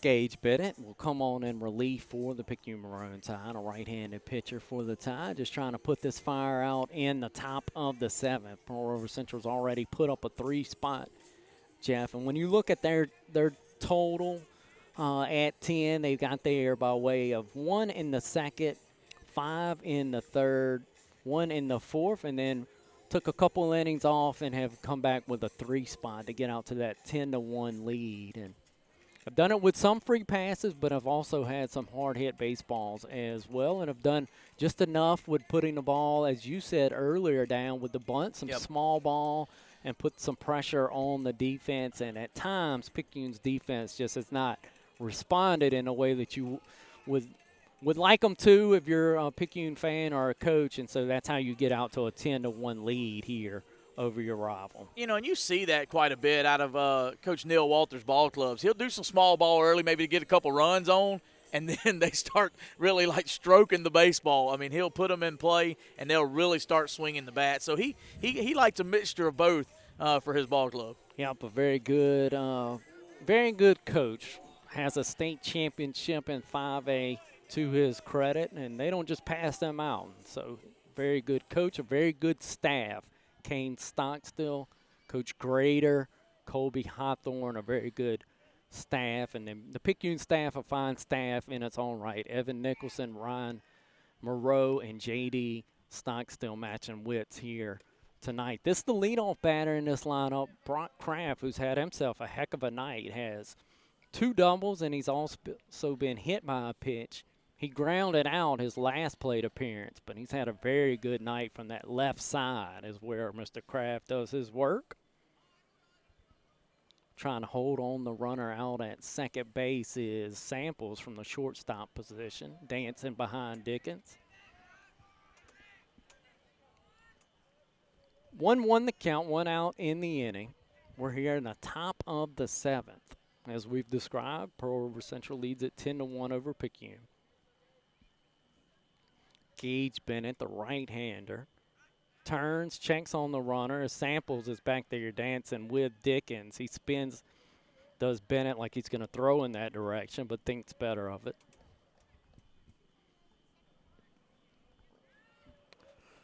Kraft, the left-handed batter, waggling that bat, just getting ready for the pitch from Bennett. Here's the pitch, swung on and missed. Fooled Kraft with that pitch. It looked like the same pitch, just one pitch before that too. Kind of fooled Kraft a little bit. Maybe he was looking for something that wasn't thrown, of course, because his bat speed looked a little different. Well, he hadn't been fooled often tonight. He's had a very good night, 2 well-struck doubles in this game, and then also the hit by a pitch. So he's already been on 3 of his 4 plate appearances. Here's the 1-2 pitch from Bennett, going to be lined down the line again. 3 opposite field hits for Kraft. That's another RBI for Kraft as well. Going to stretch it out to 11-1. And boy, does he hit the ball hard the opposite way. We've seen 3 well-struck balls in that direction from Kraft. The lefty has worn it out down this right field line tonight, Jeff. Yeah, and the first one he hit, as you described, it was about a foot and a half, maybe 2 feet from leaving the yard there in the first inning. And just the other one, the double he hit was a hard hit ball the opposite way too. They're trying to do anything special with it. Wherever the pitch is thrown across the plate, that's the direction he was going with it. Yeah, he's been a tremendous player for this Blue Devil team tonight. 3 really hard hit balls, and Nolan Walter going to take a pitch for a strike. 0-1. Count 1 out. Blue Devils now have strung it out to 11-1 lead. Gage Bennett on in relief here for the Maroon Tide. The righty just trying to get out of this top half of the 7th. He's facing the 2-spot hitting Nolan Walter, the coach's son at the plate, the junior. Landrum going to backhand a ball, going to throw back behind. A strong throw down to Kraft, the tag not in time. Just trying to hope maybe Kraft had taken 1 step too many, was Landrum there.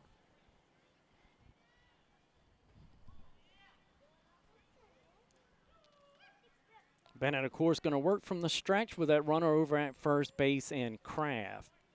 Curls that glove near his face, and he's ready to go to work.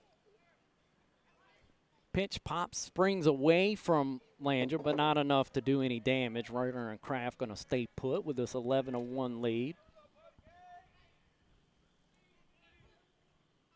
Walter made a tremendous play on a ground ball near second base earlier. Really had to range far to his right to get to it, and then made a beautiful throw.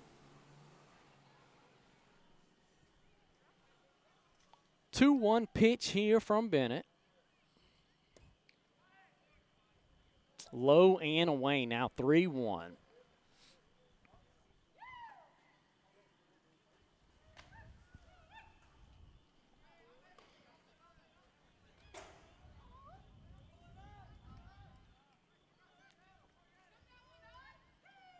Bennett kind of checks on the runner a bit.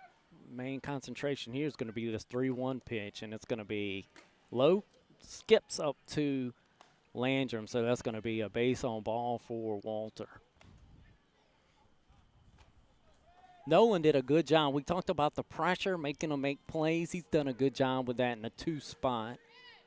Has made him defense make plays. You look back earlier in the ball game, he had a bunt, a sacrifice bunt, and then a couple balls to the shortstop, Jeff, that resulted in some problems. And then he has also popped out, and then he just drew the walk. Picayune going to change pitchers once again as Caleb Dice going to come to the plate. We'll tell you who he's facing here. That is Dawson Underwood. Underwood, who made some tremendous plays over at third base earlier in the ball game, going to come on and pitch. Just trying to get this top of the 7th over for the Maroon Tide. Maroon Tide facing 11-1 deficit to a really good Blue Devils club, Jeff. You know, you look at Pearl River Central, 18-2 on the year, 4-0 in district play. With the type of staff they have, you look down the road, they're going to be an awfully tough out in any series. You look, West Jones is really tough in 5A baseball in the South. And that may determine, you know, long term when you look down the road. I'd like if I could have West Jones and Pearl River Central and then somebody else just have the field, I'd be okay with those 2. Yep, that's when you look across 5A, that's the 2 that pop out to you. That people are talking about, and when you look at records and everything, I mean, it's the Mustangs and then it's the Blue Devils. Coming in to play third, I'll just do this for real quick. Number 5, Trenton Watts comes in for the Maroon Tide. As Underwood goes to pitch, Watts comes in to play third base. Good job there, Jeff. And, you mentioned the Mustangs. Coach Trey Sutton, a guy who's won a state title, a tremendous hitter back in his day at Southern Miss. And then, Coach Walter and this staff have a state championship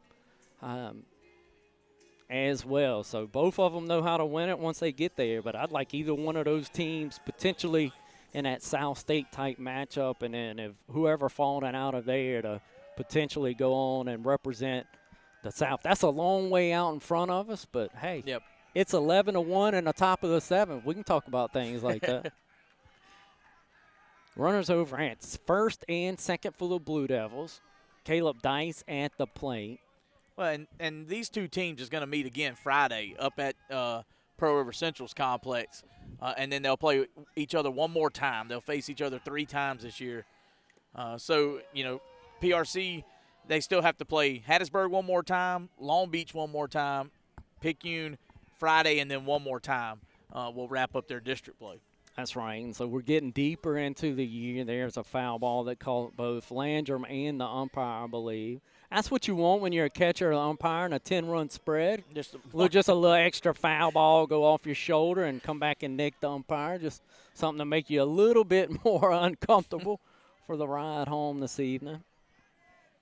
Dice at the plate. Struck out 3 times, Jeff, and then had a line drive out to Davis. And Davis was able to range over to it and then misplay it a bit. That's right. And so we've got him 0 for 4 on the night. And that tells you a lot about this offense. He's your stud puppy in the middle at that 3 spot, and he's 0 for 4 on the night, and you still got an 11 spot. And he'll break that 0 for streak. Going to do it good. Base hit out to right field's going to score a run, make it 12-1.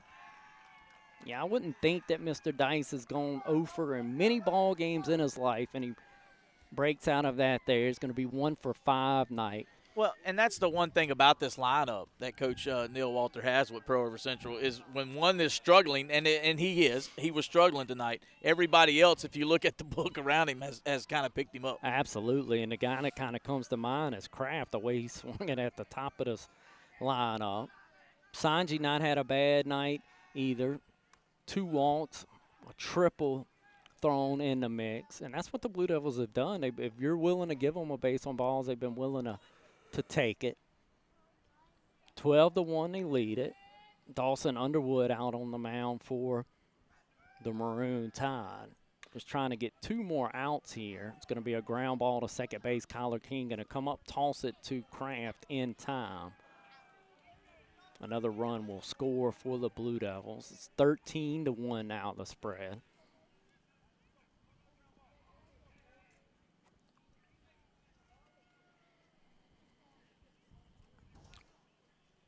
Coach Walter going to come up and say a few words to the home plate umpire. Home plate umpire then turns and says something to the Picayune dugout. Not sure if those had anything to do with each other, but that's what we saw. 13-1. Pearl River Central leads it over Picayune. Maybe just making aware of the pinch hitter here. And B.J. Bolello is going to come in. Right-hander climbs in. He's ready for Dawson Underwood's delivery. The pitch, fouled back. Caleb Dice out at second base. He advanced on the throw. Dice, a talented hitter. 1 for 5, though, on the night. Picayune did a good job against him. It's been everybody else, as you said, Jeff. 13-1. Pearl River Central leads it over Picayune. We're in the top half of the 7th. The pitch from Underwood, an off-speed pitch that fooled B.J. Bolello out in front. Missed every stitch of it. 0-2 now. 2 outs in the inning. Here's the pitch. Curveball going to be looked at and taken.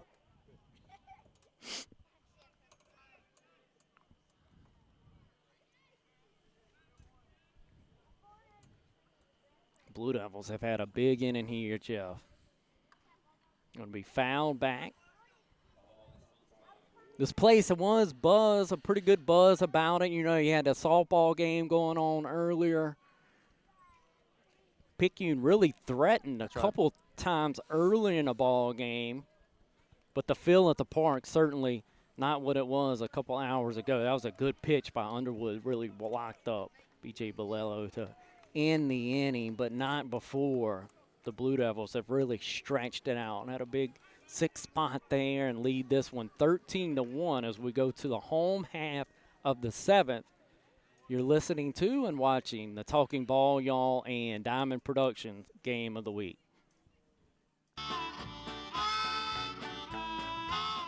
Hey everybody, have you heard about the new restaurant in town, Creekside Coffee Cafe? Stop by and get a cup of your favorite coffee made by one of our great baristas and have some of our yummy breakfast, lunch or dinner.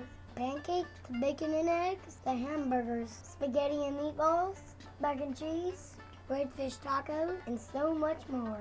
Don't forget the brownie a la mode. Check us out on Facebook. Order online. Stop by the drive-thru. Or come on in and stay a while. That's Creekside Coffee Cafe.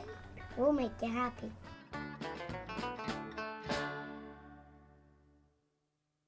Hey folks, if you need that special sweet treat for birthdays, anniversaries, or just because, stop by and see our friends at Katie Cake and Company. They are located at 109 West Canal Street in Picayune. Let Katie Cake and Company satisfy your sweet tooth. Shh, your scale will never have to know. Pearl River Central leads it 13-1. We're in the home half of the 7th, so Picayune needs 12 to stay, 13 to walk it off, and what would be, we've seen stranger things, Jeff, I guess. I don't know. That would be some wild something if that were to take place, but who knows, you know? The only stranger thing I've seen is where we've set up calling some broadcasts before, but, hey, that's why you play. Can't never tell. Nope, never can, and we'll see. 13-1, the Blue Devils lead it, as we have stated. Picayune down to his final 3 outs. Leading off the inning will be Chris Davis. Davis has struck out in his 2 plate appearances. Freshman center fielder.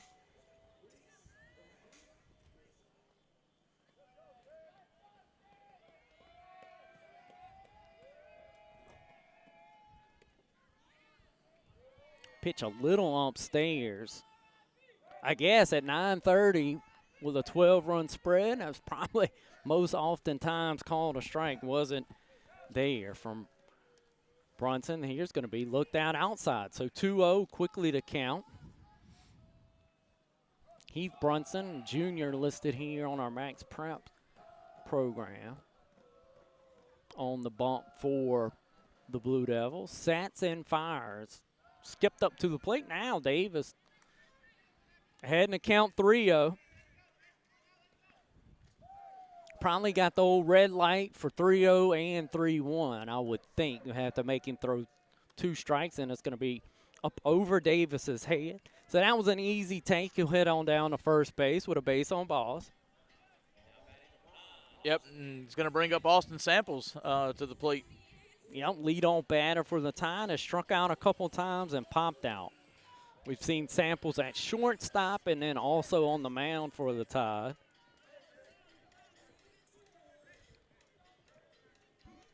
Senior leader on this club. Davis with great speed over at first base.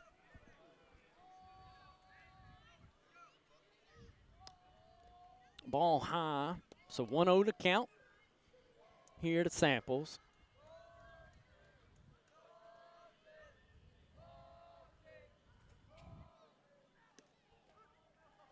Low and away, but it's called a strike. You heard my partner there, Jeff, with almost a giggle on that call. That was maybe the worst pitch we've seen called a strike in a long time. He's ready to go. Yeah, and what's so strange against Davis, you know, there was a couple times he could have done that and didn't, but poor Samples called. And now here's a better pitch looked at by Samples. Of course, it's also called for a strike. 1-2 now the count, no outs in the inning, 13-1. Pearl River Central leads it over Picayune. Leadoff batter in the order, Samples at the plate. Chris Davis over at first base. He's the benefit of a walk. Heath Brunson, the pitcher on the mound for the Blue Devils, going to skip it up there. 2-2 now the count.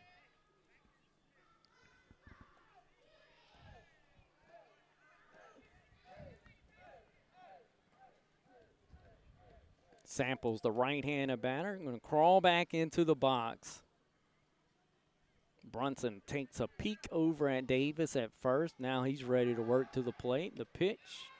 Yeah, Mr. Samples checked on how he was living, and umpire's going to let him survive here. He's going to say it was just outside, full count. Jeff, that was about 2 times as good a pitch as that one he called I was about to say earlier. that pitch was a lot closer than that one he called the first strike. Yep, I would tend to agree to you there. 3-2 pitch, not hung on to by Shoemake back behind the plate, and so that's going to be a base on balls. It was out a little bit, and then Shoemake not kind of catching it clean probably sealed the deal, and so they're going to say it stays out of way, and that's going to be a base on balls. Coach Walter going to come out and visit Heath Brunson. Yep, that's back-to-back walks too for the Tide. With a 13-1 lead, that's not exactly what you want from your pitchers. You're up 12. You know, you can pretty well throw it in there and say hit it as far as you can, and maybe we can catch it with this type of lead. But with back-to-back walks, Coach Walter going to kind of tell them a little preaching too out here on the mound.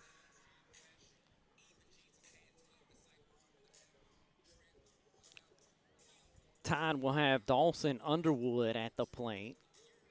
Dawson has struck out. He bunted back to the pitcher and then had a solid base hit his last plate appearance.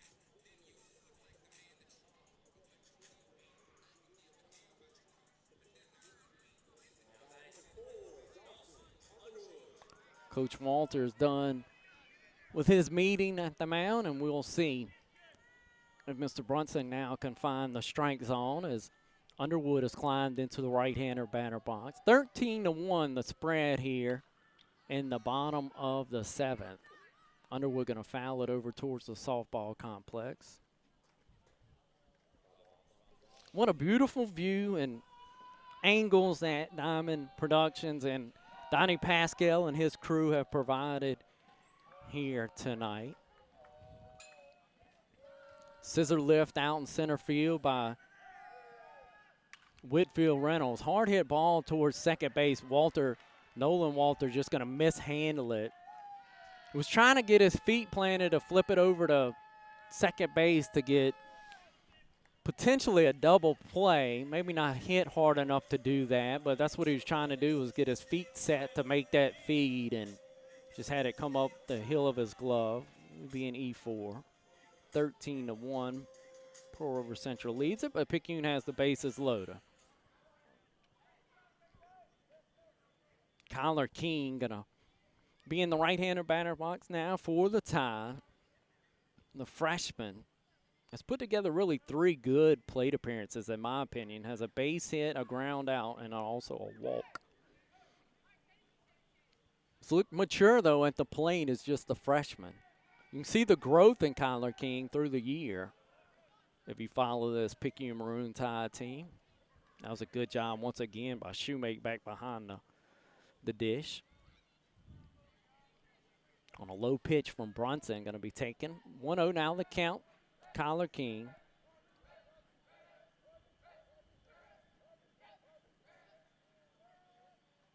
Two-0 now to King. Ball upstairs. So this is exactly what you don't want to do, Jeff, with this big a lead, and that's easy for me to say over here broadcasting it, but Brunson just struggling to find the strike zone here in the bottom of the 7th, and then King fouls one away, 2-0. Well, and, you know, you've got the lead, 13-1, as you mentioned. It comes to the bottom, but then you walk 2 and then have the E4 to get bases loaded. So, I mean, like we said, stranger things can happen, but it's no outs, bases loaded, and King's still fighting it off at the plate. So you could see runs start crossing. You could see runs to start across the plate. And, I said a 2-0 foul back. And, when you're looking for base runners, that's maybe a pitch, that last foul back that King wishes he would have took. You're probably looking for an extra ball. He gets it here. It's 3-1 now. But that's a learning curve here for the freshman, too. 3-1 now. the pitch, and he will take his base and will earn an RBI. Base on ball will drive in a run. As Davis will score on the walk. Bases, of course, still loaded, and it's 13-2 now. And that's 3 walks so far in this inning for the Tide. And Coach Walter leaving Brunson out there maybe to kind of figure it out. You've got the luxury of this big lead, and maybe you let the young fella kind of figure it out. Carson Connor at the plate, cleanup batter for the Tide. Good swing there. Going to foul it directly back. No outs in the inning. 13-2 now the score. Picayune trails Pearl River Central. We're in the home half of the 7th out at Kent Kirkland Field. Bases loaded for the Maroon Tide, full of free passes. Carson Connor at the plate, 0-1 pitch, and he fouls this one directly back. 2 good swings, but he finds himself in an 0-2 hole. And those pitches and those swings wasn't anything out the strike zone. I mean, he had to swing at him. He couldn't take the pitches. So, 2 good pitches and then 2 good cuts by Connor. Yeah, good point made by you, Jeff. Those were definitely good pitches to offer out there. The 0-2 pitch from Brunson to Connor, and he's going to lay off a high fastball. Good plate discipline there, not to climb the ladder and swing at that one by Carson Connor. 1-2 pitch. The right-handed Carson Connor waits on the right-hander Brunson to deliver, and this one going to stay upstairs as well. 2-2 now the count. No outs in the inning. Picayune's got the bases loaded. Heath Brunson trying to fight through a jam here out on the mound. The junior right-hander. Pitch low. Good job by Connors. Laid off 3 tough pitches to lay off of. And now he's gotten himself into a full count. Brunson kind of gathers the baseball up by his ear when he gets ready to go to work. It's there now, and he's ready. The pitch going to be hit directly back, and it's going to be flipped to home and then thrown over to first. Carson Connor was actually almost knocked down with the pitch, hit it basically in self-defense. And so he was basically laying near home plate after contact, and they're going to say that he indeed tapped it back to the pitcher. The pitcher flipped it to Shoemaker and catcher. Catcher throws it down to first base in a double play. Yeah, kind of weird when you go back and can watch the video when it gets dropped. When he swings, he takes a step back out of the batter's box, and he's no man's land. They're going to throw him out at first. It could almost tagged him instead of making the throw. Yeah, we've seen some weird stuff tonight, Jeff. I'm actually really glad that Diamond Productions has caught it on video because, me and you can describe some stuff and people may be thinking, boy, them 2 guys. But, hey, we got video proof tonight. It's been some strange happenings out here as Mitch Harper's in that right-handed batter box. 1-0 the count to Harper. There's a runner over at second and third for the Maroon Tide. And it's going to be popped over in foul territory, but Jake Stockstill, the first baseman for the Blue Devils, will squeeze it.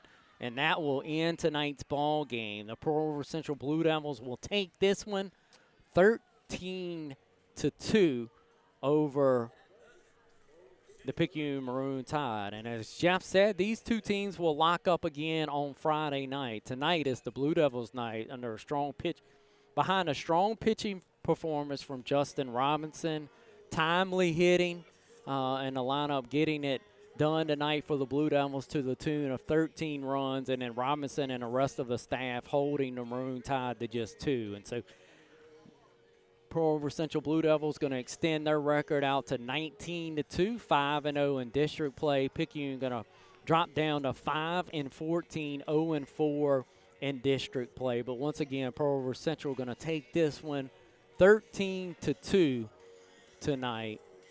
And, Jeff, your final thoughts on tonight's Talking Ball Y'all and Diamond Productions game of the week. Yeah, we we got to witness Robinson pitch. First time I got to see him really with my own 2 eyes this year pitch. I looked at his numbers and seen his stats, but just to see him on the mound, see him pitch, he can bring it.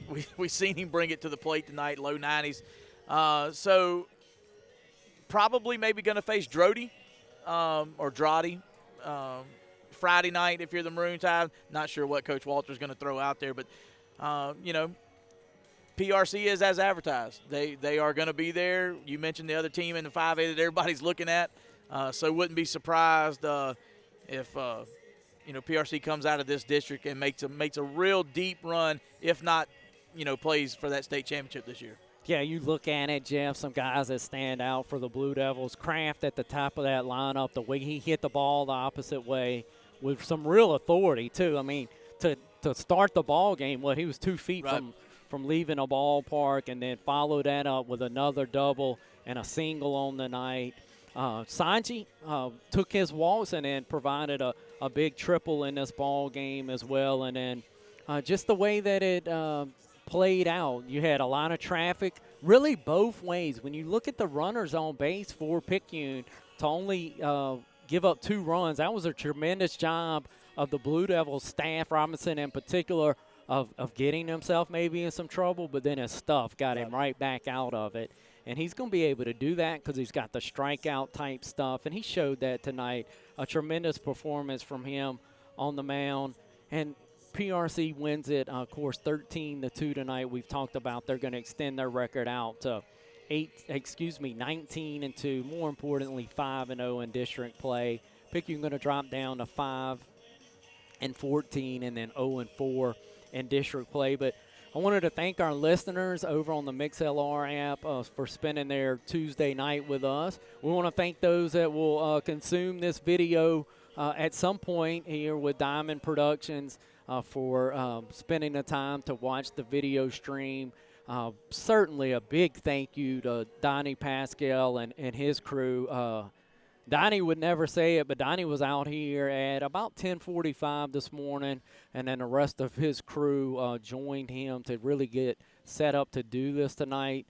There's not a dime that is paid to him to do this. It's really basically a community service on his behalf, and what a service it is. So a tip of our cap to Donnie Pascal, to their crew. Thank you to you, Jeff. You always somewhat keep me in order and keep me as straight as you can, so I appreciate that. We appreciate Whitfield Reynolds, the scissor lift out in center field. Right. We really couldn't have had that vantage point without them tonight. And if you're looking for fun, instant fun, water slides, just add water. Mr. Joe Pascal and his crew. Call Joe Pascal at 347-8222 for the inflatables, the water slides. And so, Jeff, a lot of fun, and this was an interesting ball game. People say 13-2. How interesting could it have been? Well, that big spot late for the Blue Devils put it out of reach, but there was some pretty good drama and tension through the majority of this ball game. We appreciate the administration here at Picayune allowing us to come out and call the ball game. Both staffs, of course, coaching staffs were great to us in providing information. And so till next time, thank you, and we appreciate you listening and viewing tonight.